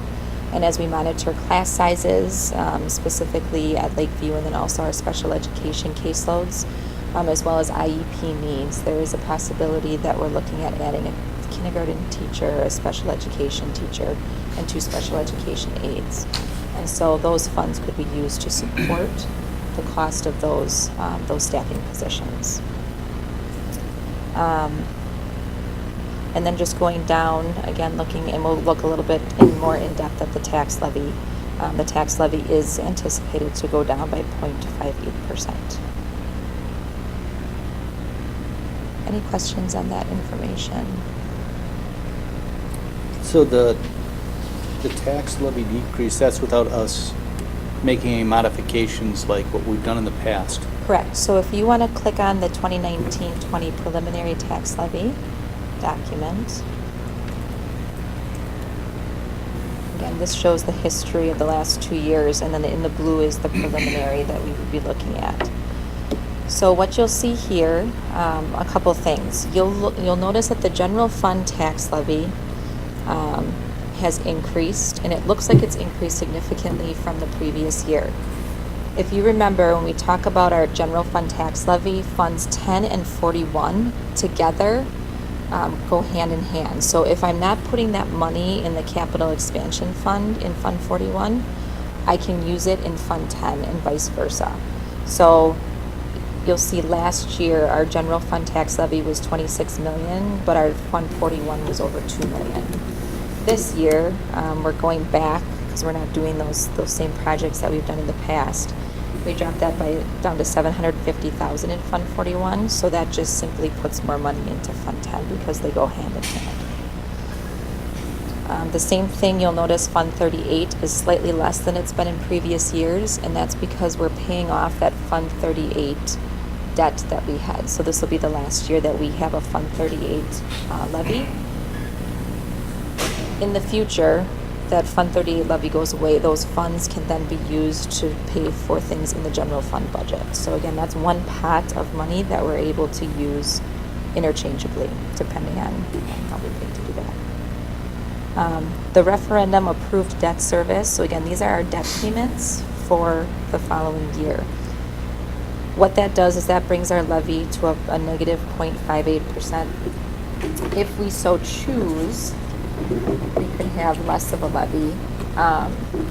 It could still be decreasing, but we could levy more in the referendum line item in the amount of about $170,000. So again, putting more money into Fund 39 fund balance to use to make future debt payments or to start building up that fund to do a defeasance in the future. And we'll talk about the defeasance in a future item, but if we levied about $170,000 more, our tax levy would still go down 0.05%.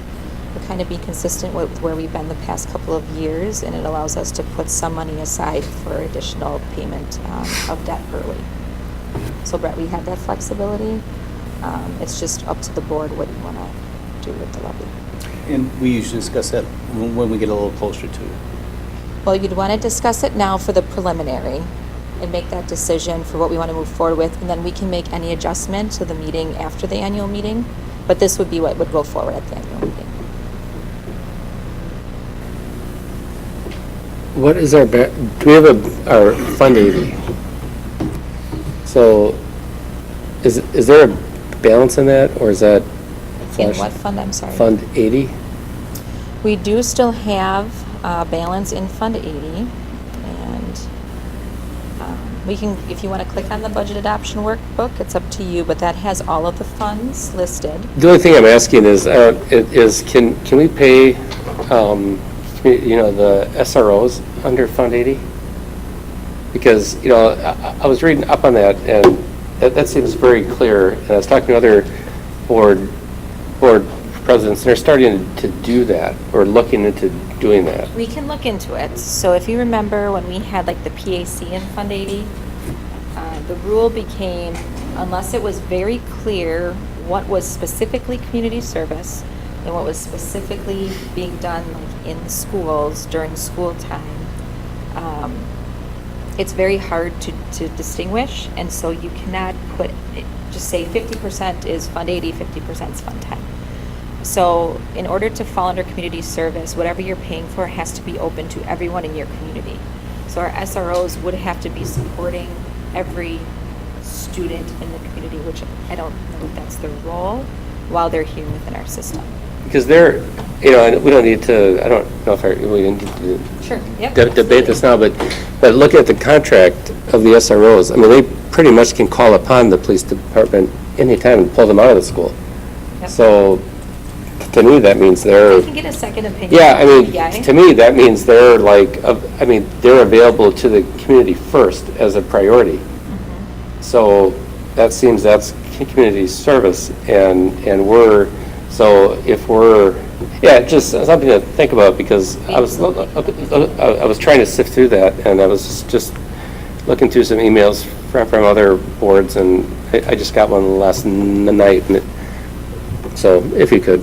Yeah. We do have a fund balance of about, at the end of the 1920 year, because right now, we're only using that fund balance to pay down the cost of lifeguards for keeping the pool open.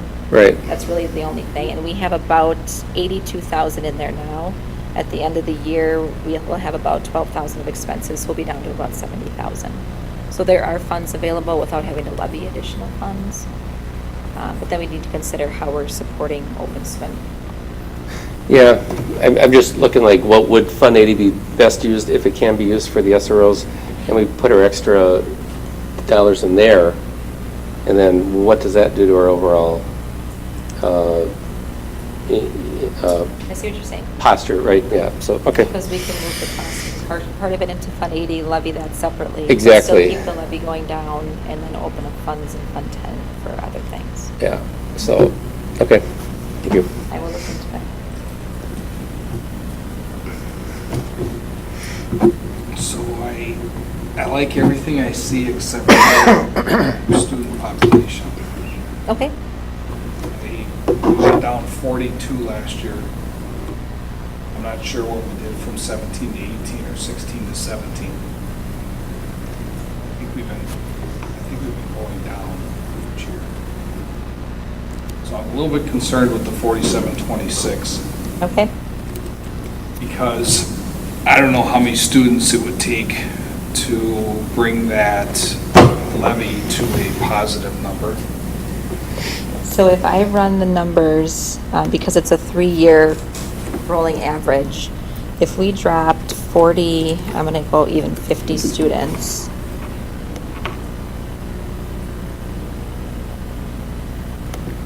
Just need to find my refresh button. It has no impact on the levy. So we would have to drop more than 50 FTEs before we would start seeing an impact. Is that an average over the 3 years or 1 year? So that's if we dropped 50 this year, the impact that it would have on us. Oh, plus the Plus additional? the 42 last year. and- Yeah, so that's already factored in, so that the formula itself factors in the last 3 years. So those are already rolled forward. It's just a matter of what we're doing for current year. And I could look at, I don't think we're going to lose more than 50, but I'm just, right, and that's something that, again, we can continue to monitor as August, we usually get a few more kindergarten, K-4 last minute enrollments and other things like that, so.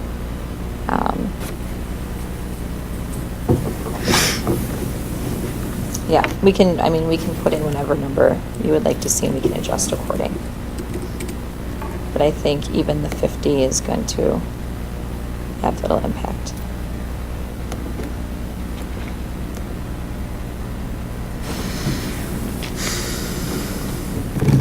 So then what do we have to have the board decide tonight? So what the board would be deciding, so 2 things. So you would be approving, if you go to the budget, I'm sorry, what it's, budget adoption workbook. And this is that really ugly DPI budget.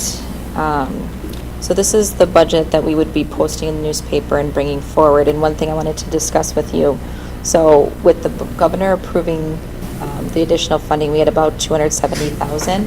For the purpose of this document, we usually bring forward a balanced budget to the board.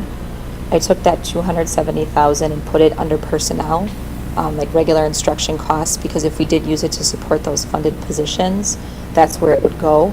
I can move it out of there and put it anywhere else that you would like, but that's, ideally, initially, as we get through these next couple months before we get to the final budget, that makes the most sense. We could present to the community a balanced budget, knowing that that's in there, and we can follow up on what we do with those positions. But that would bring us to a balanced budget in Fund 10. And then we also list the rest of the funds, revenue and expenses. So again, Fund 27 we have to lay out because that's special education. We also have our debt service. Our capital funds project budget will be significantly different than last year because we don't have any more referendum expenses. So all that you'll see there are the $750,000 in expenses that we anticipate for our capital project, as well as Fund 46 fund balance that's remaining there, just waiting to be used. And then we have our food service fund and our community service fund. So we would need approval for this, and then also approval for the tax levy and how you'd want to see that decrease look, if it's down the 0.58%, or if you want me to adjust that to make it less. So, go back, why do you feel that you're going to need more personnel? So our class sizes at the kindergarten level at Lakeview, I'm trying to think back to Jeff's document. They're right now at 27 students per, so it's just, what happens sometimes in smaller schools is you have these bubbles. It's not necessarily that you're, as a whole system, increasing, Right. but you have Right. bubbles, and particularly the Country Meadows dealt with that too. So that's a area that we're looking at. And then special education, just given some increases in identification of students with disabilities and the need for, and this has been our effort too, is to make sure that we're providing programming here in our system rather than contracting out. So we do have some increasing numbers of students who will require some additional aid and then a teacher. So how many positions are you thinking you might have to add? So it would be two, the special ed and the kindergarten would be 2 FTEs, and the aides are, I believe, 2 5-hour positions. So they're part-time positions with no benefits. And 1 kindergarten teacher? Yes. So that's going to eat up that whole 270? It won't. No, it won't. And then we would come back when we get closer to, well, after hiring, when we know actual numbers, and then we get closer to October. Because what's going to happen is you'll approve the tax levy tonight, but the state aid really drives what our tax levy is going to be. And the state aid number is contingent on how everybody in the state spends their budget this year. And then nobody reports that out until October, so we won't have that number either. So there will be adjustments to the levy as well. So we would bring back where we're at with final staffing, if there's additional funds available, and all of that would come back to you, and you would approve that as a separate budget after the annual meeting. So this is just hard because it's so much earlier than what we're used to. I mean, we usually have so much more information when we approve this part of the budget in September. It's my fault. So then we have the annual meeting on the 28th of October. So it's 4 board meetings from now to then. So, and then we get our final aid right shortly, either right before or shortly after. Yeah, and so then we have that first meeting in November then to finalize, because we have to have it finalized by when? That second, but by the end of November? We have to have the tax levy finalized by November 10th. 10th? So by the first meeting in November is when the final. We usually do it. No, we do it right after the annual meeting. Is it? But we don't meet. Yeah, we do. Well, normally, when does it have to be approved by? We always meet annual meeting, and then we follow up with the school board meeting right afterwards. Because normally it has to be approved right by at the end of October. Right, so the idea, I'm sorry, I have to pull up the calendar. Because the annual meeting is the 28th Right, of October. Right after that annual meeting, we have a school board meeting. 7 o'clock is the annual meeting, 8 Oh. o'clock is the regular meeting. Okay, that same night, you're saying? Yep, same Okay. night. Right, so we So then would, we we- would give, because our board meeting before that is the 14th, we still wouldn't have final information from the state at that point to be able to even give an update at that. So the information will come to the board before the annual meeting. And I could try to even get it out Okay. that week after we get, because really the state aid number, we'll have everything by October 15th, it's just that final number. And then make adjustments that we see necessary, and we still have time to do that. I guess, so then if we have issues, Yeah. those would need to be voiced, or it'll just be a long school board meeting after the annual. And that can happen. It has, you know. I feel like my first Try to week avoid back that, will be but, okay. I'll be missing you all, so. I mean, generally, it's it's probably the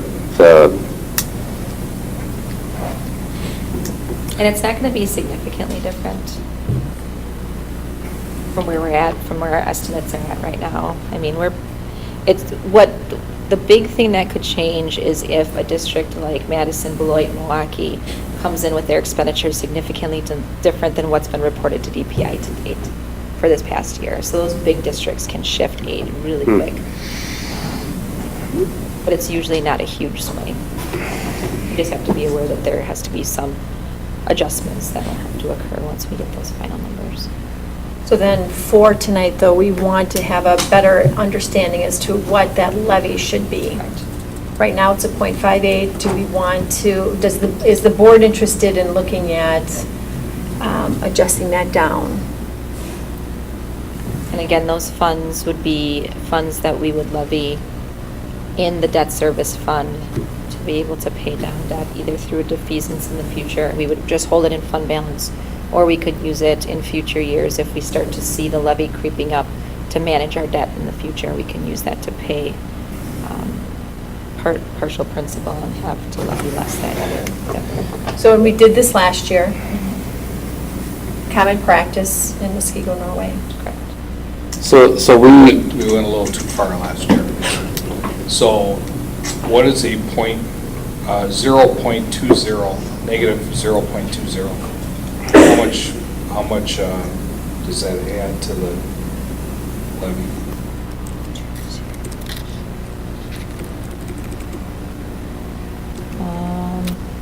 About 110,000. How much? It's a negative 0.24 would be about 110,000. 115,000 would get you to about a 0.22, negative 0.22. So I'd be all right with going down. I don't want to go any lower than 0.20 because I don't want that issue to come up next year where. With the TID, yeah. Because the TID moved it 0.15 last year. And it ended up being a positive, right? it's like 7. just over. On people's tax bills as a result of that. It was like yes. just under a, like a .1. Yeah, we were at 0.08,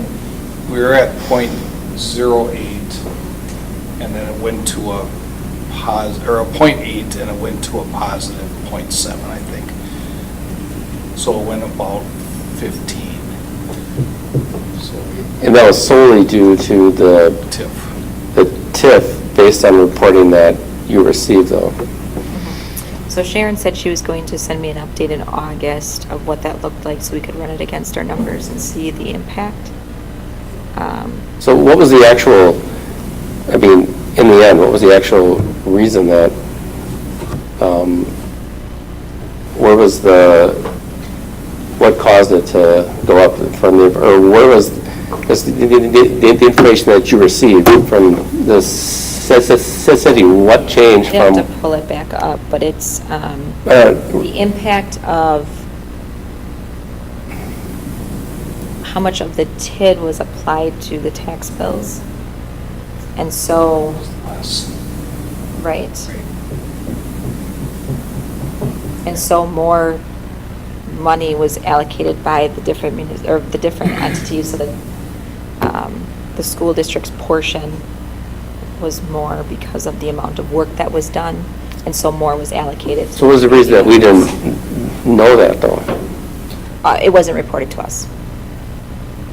And honestly, I didn't get to ask for Yeah, it. okay. By who, the city? Well, it's gotta be because they own the TID. So they're gonna know. So if they tax less or allocate less to the individual taxpayer, yeah, then we're gonna get. But really, in common practice, they wouldn't report that. It's to not a us. normal thing that they would report to So- us. It's But she just, asked for it, Something we though. should ask for. we will, yeah, we have Yeah. now, so. You didn't ask for it last year. Oh, I thought you did. Nope. Oh, okay. Nope. So It it's wasn't something until we should- got the call that the tax Okay. bills started All going. right, I thought you did ask for We should be it. asking Right. for it. Yep, so in August, we have, Sharon and I are working together to make sure. That we was a get surprise, but it was understandable after, but I mean, you looked at it. Mhm. You can go to the DOR site and see it. Right. It's like, okay, all right. So if we did a Cassandra and Terry, if you 0.20, really don't know what we're talking about right now, he could direct you to a huge thing on tax increment financing that could tell you exactly what we're talking about. Okay. So it's not easy to understand if you haven't, it isn't easy to understand, is it? for anyone. No, it isn't. It's hard. Lisa Voice is amazing at explaining it, though. Yeah, she's So. got to, we have to do our class with her, yeah. Well, ask her Follow about up. TIDs and. She would be very good. Yeah. So Julie, So we're gonna meet with her again just to make tomorrow. sure, if this is way beyond where, if I'm way wrong, we can talk about it later. We set our tax levy at zero, at the same as it was before. Then all of a sudden, we got money from the TID, which technically increased our tax. We didn't get it. It's on the individual tax bill. Okay. But it's our portion, so there's the technical college, the city, the school district, and it's the fourth taxing body for TID. So there's four, there's the City, technical college, us, and county. Yep. So our portion that was allocated to us and then distributed amongst the taxpayers. So it shows up on our line item on the tax bill, in addition to what we taxed. So it was kind of, but that came from the TID. It came from the TID, it came from, yes. Okay. But because it's So it really didn't allocated cost the by- taxpayers more, but we got more. No, it did cost. No, more. it costs more. Yeah. Oh, yeah. I'm curious how that would have worked, so. Yeah, it's a good whiteboarding thing, and then a beer. It is, because it's pretty much like if this happens, then this happens, if it doesn't, then this happens. I'll see if I can find the worksheet that they sent me that Eric, explains it. where are you, so I was saying there's a swing of about 0.15%. So I'm thinking if we hold back 0.2%, from the 0.58.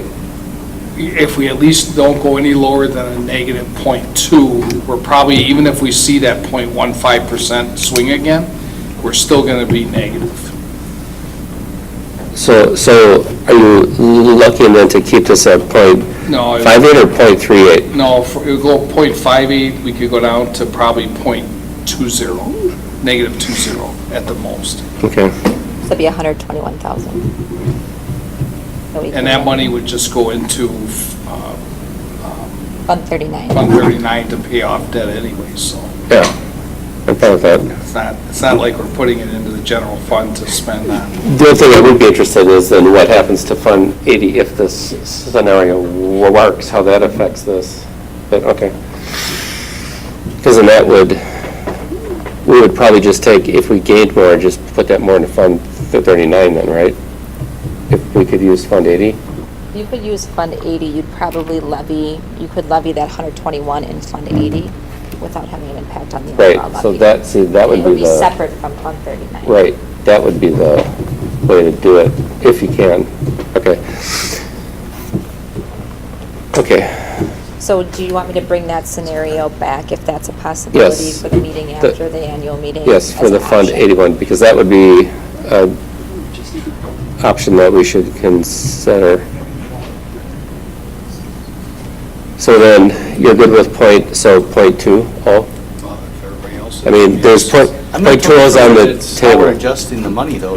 So basically what we're saying is that right now we're talking about a levy of a negative, let's say 0.5 to Right. the taxpayer. All we're looking at is making it a negative 0.2, taking that $121,000 that the taxpayers will pay us more. Right. And put it towards debt service. You still have a negative tax levy decrease, you have a decrease, which is what our goal was. Right. But instead of it being 0.5%, it's 0.2. 0.2%. Right, but well, for our general fund, we're levying to the limit, correct? So we'd have to put it towards something that we.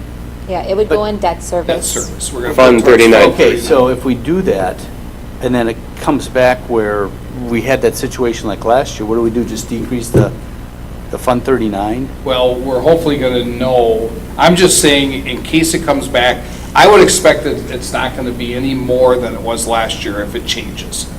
So that's 0.15%. Right. So I just figured we'd have that 2% in there, or that 0.2% as kind of a cushion in case it happens again. But even if it does happen again, we're gonna know it in August, so we can make adjustments anyways. But you're proposing we do that in the Fund 39, so that we can use it in the future to pay off debt, and you said Fund 80? Well, that's something totally. Yeah, Fund 80 would be another scenario that you would levy separately to pay for SROs, but wouldn't affect our. Okay, so that's a separate issue from. Right, but it would be. He doesn't even know, we don't even know right Right. now if Okay. we legally could do that. But it would be if we I was trying to figure can. where that Fund 80 came in with your. Okay, Yeah, but I'm if we getting a can, we grasp. just want that available for us to look at, because that would change things, so. And we can do that with the Fund 39, we have that flexibility. We have the flexibility, knowing that we would have to use those dollars to pay down debt, which we'd want to do anyways. Okay. So my reasoning is we're still a negative tax levy, but at the same time, we're maximizing the amount of money that we can put towards paying debt off. Right.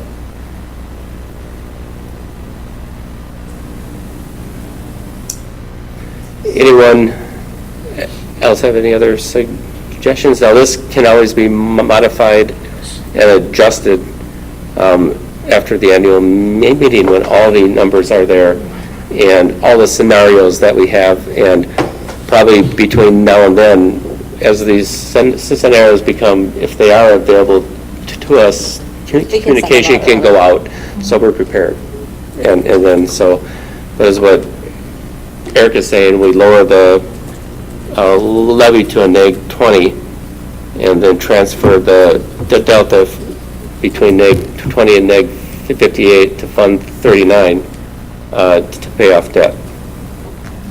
And then if we need to change anything, we would just modify it, would collect the data between now and the annual meeting, and then modify it as we see fit at that school board. Is that acceptable? Good, Brett, good.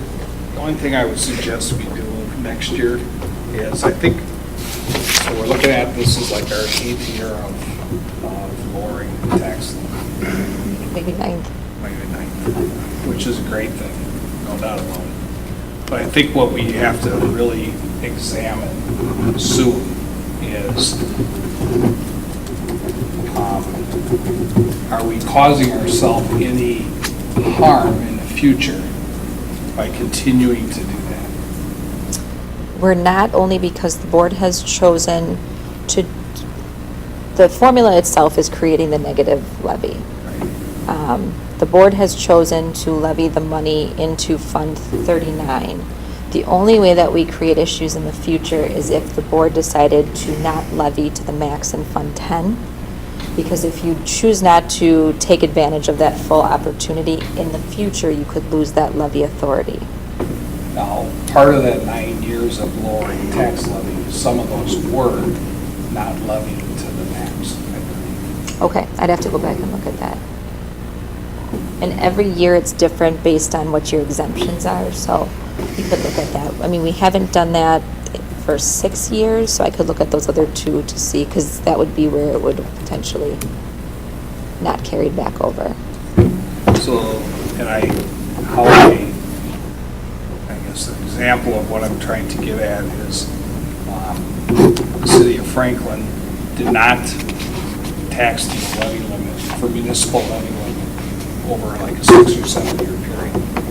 Well, then things changed, of course, and more projects came through, road projects, things that had to be done, emergency expenses, and all of a sudden, there was talk about even if they went to the limit, they were going to have to go out and do borrowings to make sure that they could take care of just the bare necessities. So you have to be careful with what we're doing also, that we're not shorting a major issue in the future. And I don't think we've been doing that, but something to think about. Something for you guys to think about is, you know, I depart because I've been a part of that for 9 years, you know, so. It would be a situation where if the levy was going up and you chose to make it negative, even though it could go up, that loss or that difference to keep it to go down, that dollar amount could be what you would lose. So it would be a situation where we would have a positive levy potentially in the future. I mean, at some point it's going to go up. We just, we've been lucky so far, so. Yeah. I'd like to go an even decade. Yeah. Yes, Dr. Thompson, this is my last term. That was very shocking. I That know. in your- But we always have So- options right now, especially since we have debt service. We can use Fund 10 to pay off debt service if we have that situation, right? And then we've been putting some, have we putting some every year into the capital plan? I'm sorry, which fund? You're now budgeting $35,000 a year. Every year. And we can always increase that if we feel we have excess. So we have some options at the moment.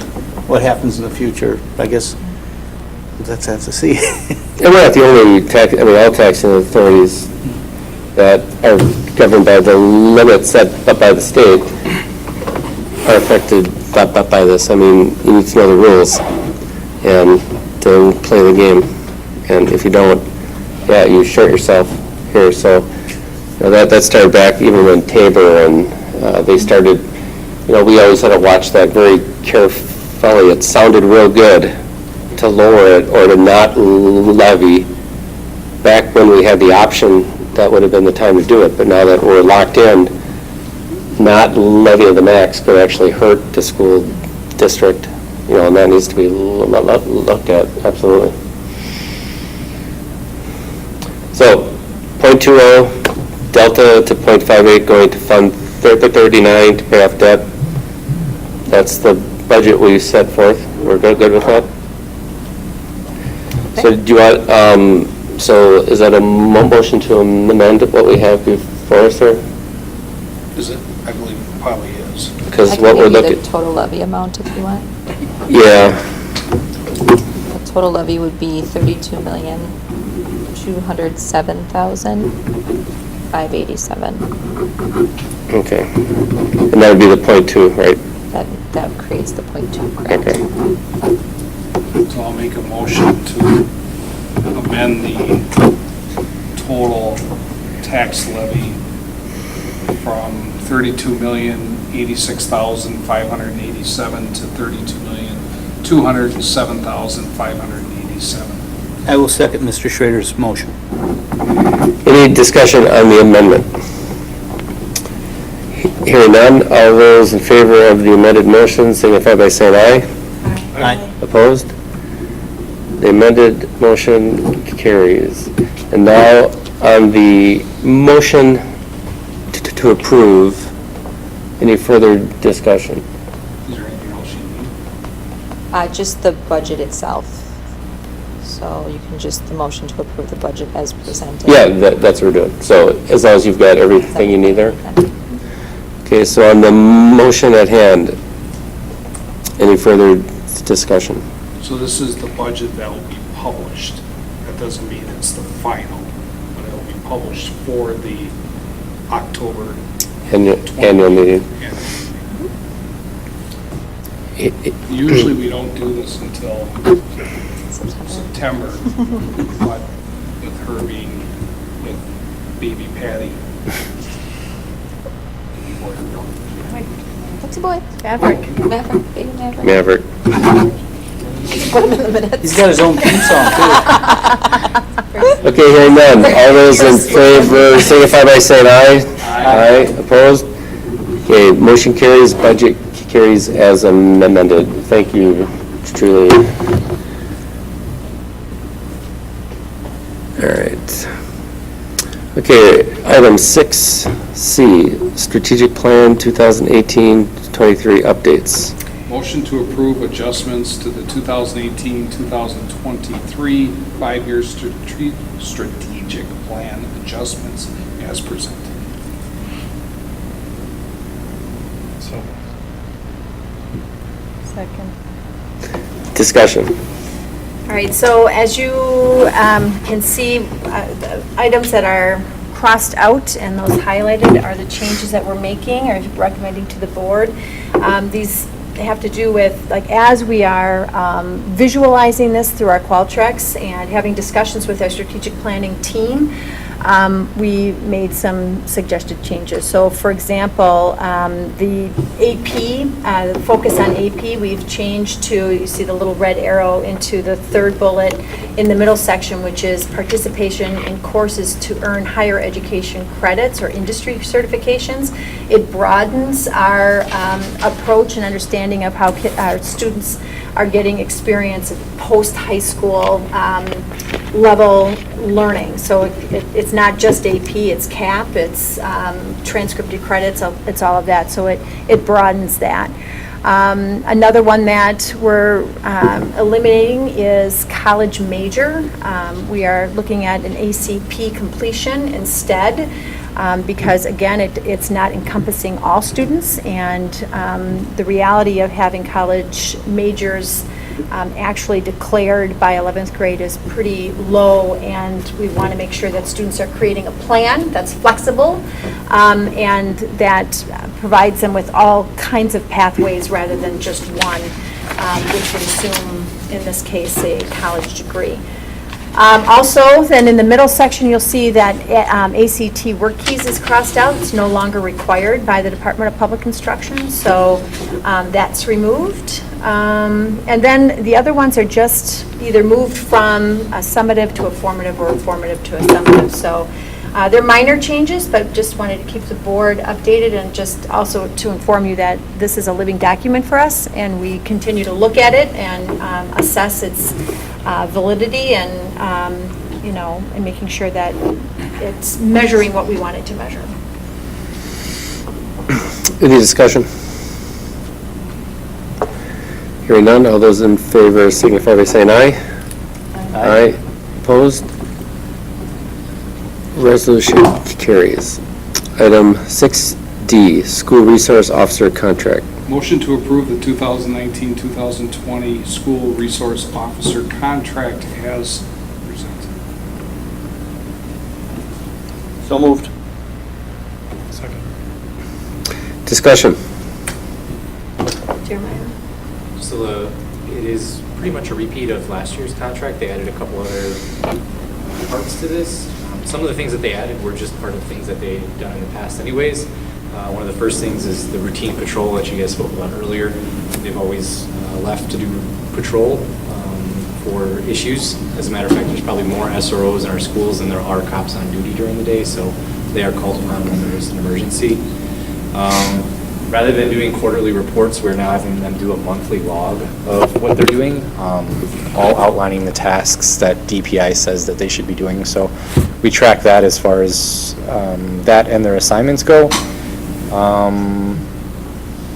Really no other notable changes. They did articulate in here that they'll be charging for events like football games or large events, but they always have in the past. It just wasn't in the contract.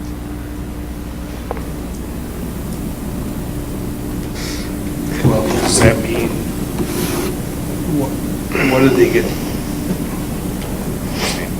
So if they were working past their normal 8-hour day or whatever it is, that's when we would... I think it pertains more to additional police officers or security services. So I believe Candace used to run security and have our employees doing it, but now they're doing it through the police department. So it would be any police presence that'd be required in addition to just routine patrols. So I guess on the night of a football game where we have 5,000 or 6,000 people, they may have more of their officers staffed here and charge accordingly. But according to the, I guess I'm trying to figure out what charge accordingly means. I think it'd be just in relation to extra coverage for games, not even just with the SROs, but for any police officers that would be attending one of our games. So would this be something very often? I'm really getting that because. I've seen the police officers at the games, enjoying the game and doing their duties. Would this be something where there might be a school we've had issues with might be coming in and the police chief says, I think we should have 1 or 2 officers there to maintain order? My understanding is that the activities office contacts the police department, works through Candace to acquire staffing for large events. So we request it and they charge us accordingly, and this has been a practice that's happened for us. So there's nothing new I here. don't even get that. They're policing the city of Muskego. And there's a huge group of people And over there's an there. event going on, whether it's at a church or a school or whatever. we don't have They to- show up or they come to these events, or they at least are aware of the event and they patrol the event as part of what we're paying our taxes for. So I'm not really sure. Are they like, is she like hiring them as like security officers, or, I mean, what are we getting? We're reimbursing the city for their time, just like SROs. So it's not an addition, it's this officer would have been in the city, but now is at a school event, and so we are reimbursing the city for their time at that event. So it's not like they're having extra duty, it's just that police officer is put there. Now, again, this isn't something new. They're just putting it in this contract because we've never had anything in writing with them indicating that this was the agreement, that we would be paying 50% of their salary if we're requiring that. Now, Ryan, for instance. So are they paying us back when they're at the event and they have to leave? We only pay them for the time that they're there. Is that straight time and that time and a half? Straight time, yeah. So if they show up just, I'm cruising around, I just want to check No. out the game. If they're not dedicated and they're not scheduled to be there, just like if a police officer came in to do a crisis event, that we don't pay them. We only pay the SROs because they're scheduled to be at our schools on those days. And it's the same kind of thing. Now, Ryan has looked at ways to reduce that. Well, my question, Like I for guess, is basketball. let's say St. Leonard's has a festival, and the officers, of course, would probably be in the area or walk through or whatever. They're not charging St. Leonard's for their services. I'm not sure why we're special. I don't know why we're getting charged for a service that they would provide. Other entities. I mean, I would have more understanding if there was, let's say, some contention between our school and another one, and everybody felt that it would just be appropriate to have an extra officer there. But just to, if they're cruising by, they stop in, they check the game out. Yeah, we don't pay for that. Yeah. Yeah, we don't pay for that. But how do we get the? This is like at the discretion of the district. Yeah, I guess it would be Yeah. interesting to see what other districts do, because now I'm just going back to my line of work. Yeah. We got the football schedule in the beginning of the school year, and the school would say, hey, we appreciate having 2 officers, and an auxiliary officer, whatever. We provide it, because it's all coming out of the same pockets. You know what I'm saying? Yeah. So it's whether it's out of the school district's pocket into the city's pocket or whatever, but, I mean, that's what your law enforcement in your community does, is they go to these events. So I'm not sure, and I thought, well, maybe, I know sometimes they were hiring security, which were police officers, but in security uniforms, and we were paying them a security rate. So I guess I'm just interested in knowing, are we basically reimbursing them for whatever their wages, I think? unless there's an hourly fee that's worked out. But everything that we've heard is that this has been an ongoing practice and it's been budgeted for. It's Because just- there are the orange shirts too, right? I mean, it's the officers in full garb, and then there are these orange shirt security people that can be officers or retired officers or whatever. There's layers. And then our own security people who are. That's like what Miller Park does with the red shirts. But we can, because that's internal. It's not like they're saying you have to schedule us. But the question I'm hearing from you, Eric, is what are other districts doing around us? Are they actually having to schedule those officers to come in, and then they're reimbursing the city essentially for their time? But we can definitely bring that And forward. maybe it's different here, because I guess I worked in an environment where we had 6 to 8 officers working at all times. I know they don't have that level of officers working here on a given shift, so, because we just use people that were on duty to go to these events. Yeah. So it might be different. It's interesting. It's just that if we do schedule them, the police department is saying you're going to pay 50%. Well, the other thing that we did, and Maybe I'm we just don't. throwing this out, is like the SRO in Franklin, on nights where there's football games, he worked, he didn't work. He flexed Right? his time. So he worked like 1 to 9. Yeah. And then if there were any calls, we have 3 SROs, so if there was a call at the high school between 7 a.m. and 1 a.m., one of the SROs from the other school would come over and take care of that, which would basically limit our amount of hours that officer, because the SRO didn't make overtime, which I'm thinking here it probably, the SRO probably makes overtime whenever she's here at night, which we're paying. So, yeah, what does the contract here in Muskego say or dictate for those officers? Well, I think Can we the flex wages that they gave probably are what that officer, it probably has something to do with what that officer made last year, which probably includes overtime. I'm not sure how that I'm not works, sure but- either, or if that was like the total benefit package. They do have the benefits in there. The other thing, Jim, Maya, is, and this is just to Eric's thing, I didn't catch it at first, but it says the parties agree that, blah, blah, blah, that says all of this is deemed appropriate at the discretion of the police chief. So the way I read that, I guess now, after hearing Eric, the chief of police could just throw 5 officers there and charge us? That was our question to Ryan, too. That was my first getting clarity around all this. Do they determine how many officers? And Ryan said that they've always called in how many they were going to request, so it wasn't based upon a police. So why is that in there then? Or anything like that. At the discretion of the police chief. We can bring that back to the, Well, it's an interesting that because this is obviously not the police department doing, this is the city doing this. So this requires, Were we being charged at games before? Mhm. Yes. We just didn't have it built in the contract. Right.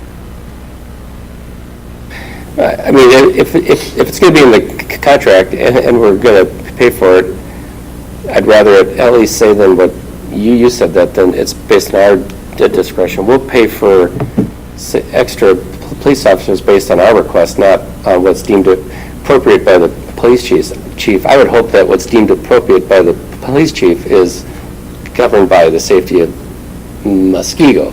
He's not going to wait and charge churches and schools and whatnot to provide the services that our taxpayer dollars pay.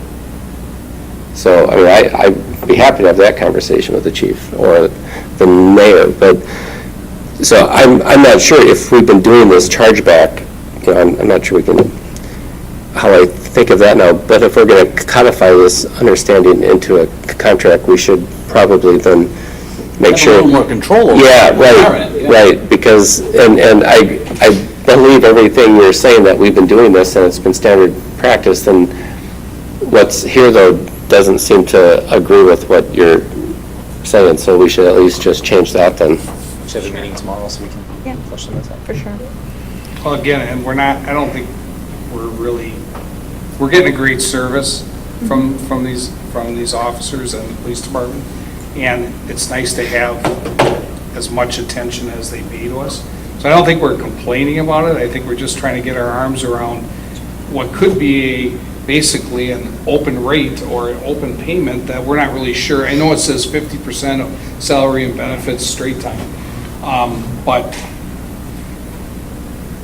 I don't know, I guess I'm just confused a little bit. But then we also talk about, maybe we have our SRO at the high school on events where it's in the evening, work a 1 to 9 or 2 to 10, because they do stay up on the letter M under 13 when the SRO is due, because absent due to illness or vacation.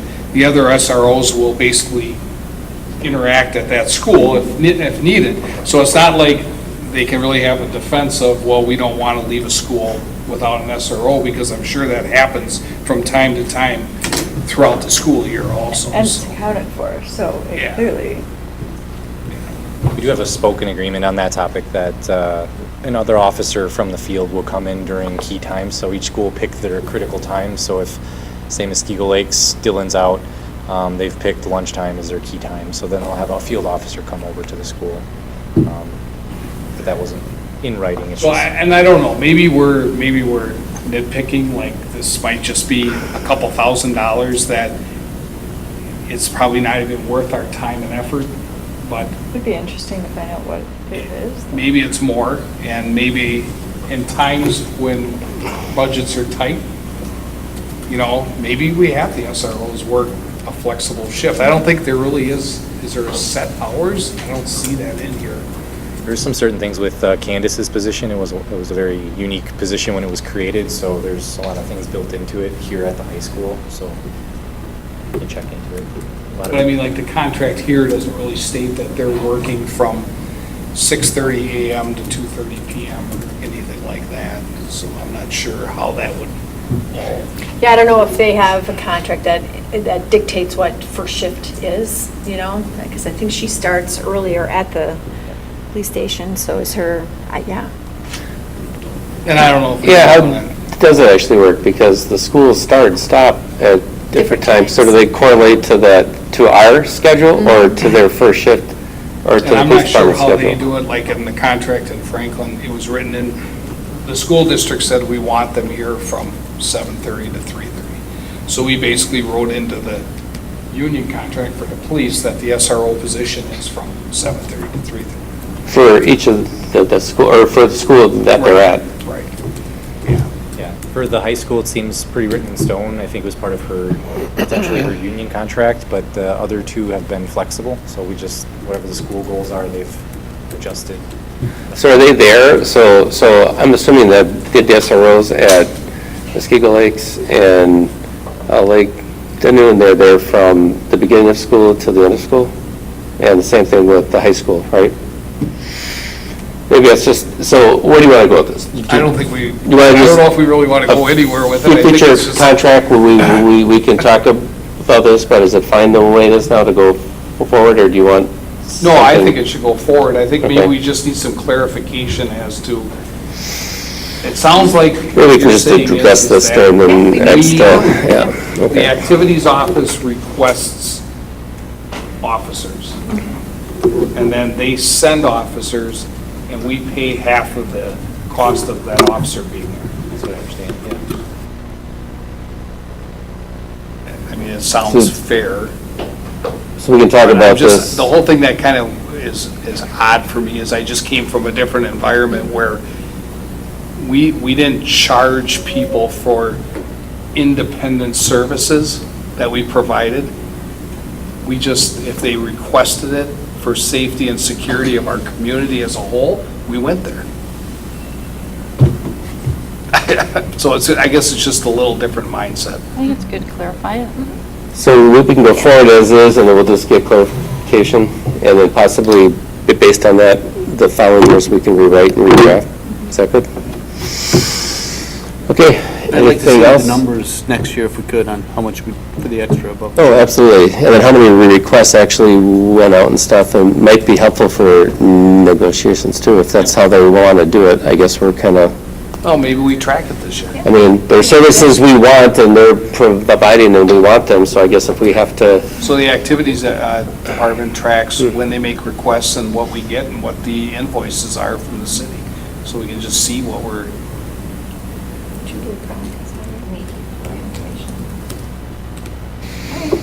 okay, any other comments, concerns? Hearing none. All those in favor signify by saying aye. Aye. Opposed? Resolution carries. Okay, item 6E, self-provisioned fiber project, Phase 2. motion to approve the self-provisioned fiber optic Phase 2 project. Mrs. Boyer. Second. Discussion. Hi, everybody. Oh, Tony. Hey. And Ryan. Sorry, it's right there. Thanks. So instead of going into a lot of detail again, this is Phase 2 of 25 phases we'll be doing. And I'm just kidding. This will most likely be the last phase that we have to build out for any fiber in the district. Once we have this, be connected to all buildings in the district and then out. This eliminates certain costs for us, gives us an advantage there, allows us to increase internet bandwidth considerably without any additional cost. Gets us out to WISNet directly, which is our internet service provider. And then if we complete the full loop to both Franklin schools and to the Berlin Fire Station, we would have a redundant opportunity for fiber as well. This would all be within our own budget, not asking for extra funds, just given the green light to proceed. There's still plenty of steps to do to get this all organized and set up. But we've done a lot of groundwork to get here, and we still have active conversations on a regular basis to both connect to those entities and others. So instead of going into a lot of detail, why don't I see if there are any questions? We can go from there.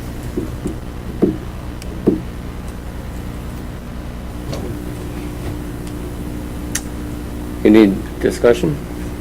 I think we've been through this, so. All right, all those in favor, signify by saying aye. Aye. Opposed? Resolution carries. Thank you, Tony. Thanks, everybody. Thank Thank you, Ryan. Thank you, Ryan. Can't see you back there, Ryan, so. Okay, item 6F, gifts, grants, and bequests. Motion to accept with thanks gifts and grants as noted. Bay Lane Elementary School Raven Services, Inc. for Blaze Fest Spring Concert, $626. Varsity softball dugouts, total outdoor services in conjunction with the Kopp family are honored to donate materials not to exceed $1,500 to construct roof structures on the varsity softball dugouts. Grants, district, DPI Career and Technical Education Grant, $81,000. DPI Non-Traditional Occupation Grant up to $7,000. DPI Post-Secondary Outcome Grants Grant for students with IEPs, $18,000. DPI School-Based Mental Health Services Grant, which we heard about earlier, $75,000. And the Lakeview Elementary School Jump Rope for Heart, $1,025 for cardio equipment. So moved. Second. Any discussion? Thank you. Thank you. All those in favor, signify by saying aye. Aye. Opposed? Motion carries. Item 7, discussion items. A, debt defeasance. So I'm just following up on our previous discussion. The board had some questions related to our discussion around debt defeasance and whether it was the right time. So again, we have debt that is callable but not to the year 2026. So if the board chose to defease debt, we would simply be putting the money that we would allocate either from fund balance, it would be from fund balance, and put that into an escrow account. So the level of funding, so the question, there were a few questions. What was the level of funding that would be worth defeasing? So I talked with Lisa, and she said at least $500,000 or more to make it worth the cost, because the cost of issuance for the debt defeasance doesn't change based on the dollar amount. So you will pay the same amount of cost of issuance regardless of whether it's $100,000 or $1 million of defeasing debt. Would we be able to refinance anytime before 2026? So the law just changed, that there is now a ban on refinancing before the call date, which is 2026, so that would not be an option for us moving forward. And then can we use the referendum interest earnings on the project and then transfer money from 10 to 39, hold the funds in fund balance for future debt defeasance? So we can do that, but we can do that at any time. And given that we used a significant amount of fund balance already this year for all of our projects, we may want to wait till next year and just put it in the budget that we're going to transfer money from fund balance from Fund 10 to Fund 39. So we can do that at any time. It doesn't have to be something that's decided today. It could be next month or based in the budget for next year.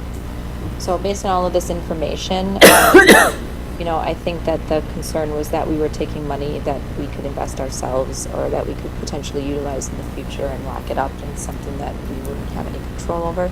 So the recommendation is that we don't move forward with it, but if we want to continue to plan for defeasance as we get closer to 2026, we can start outlining a plan of what that looks like moving forward in the next couple budget years.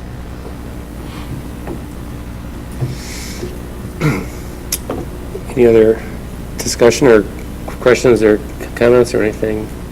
Need clarification? Okay, moving on. Item 8, information follow-up.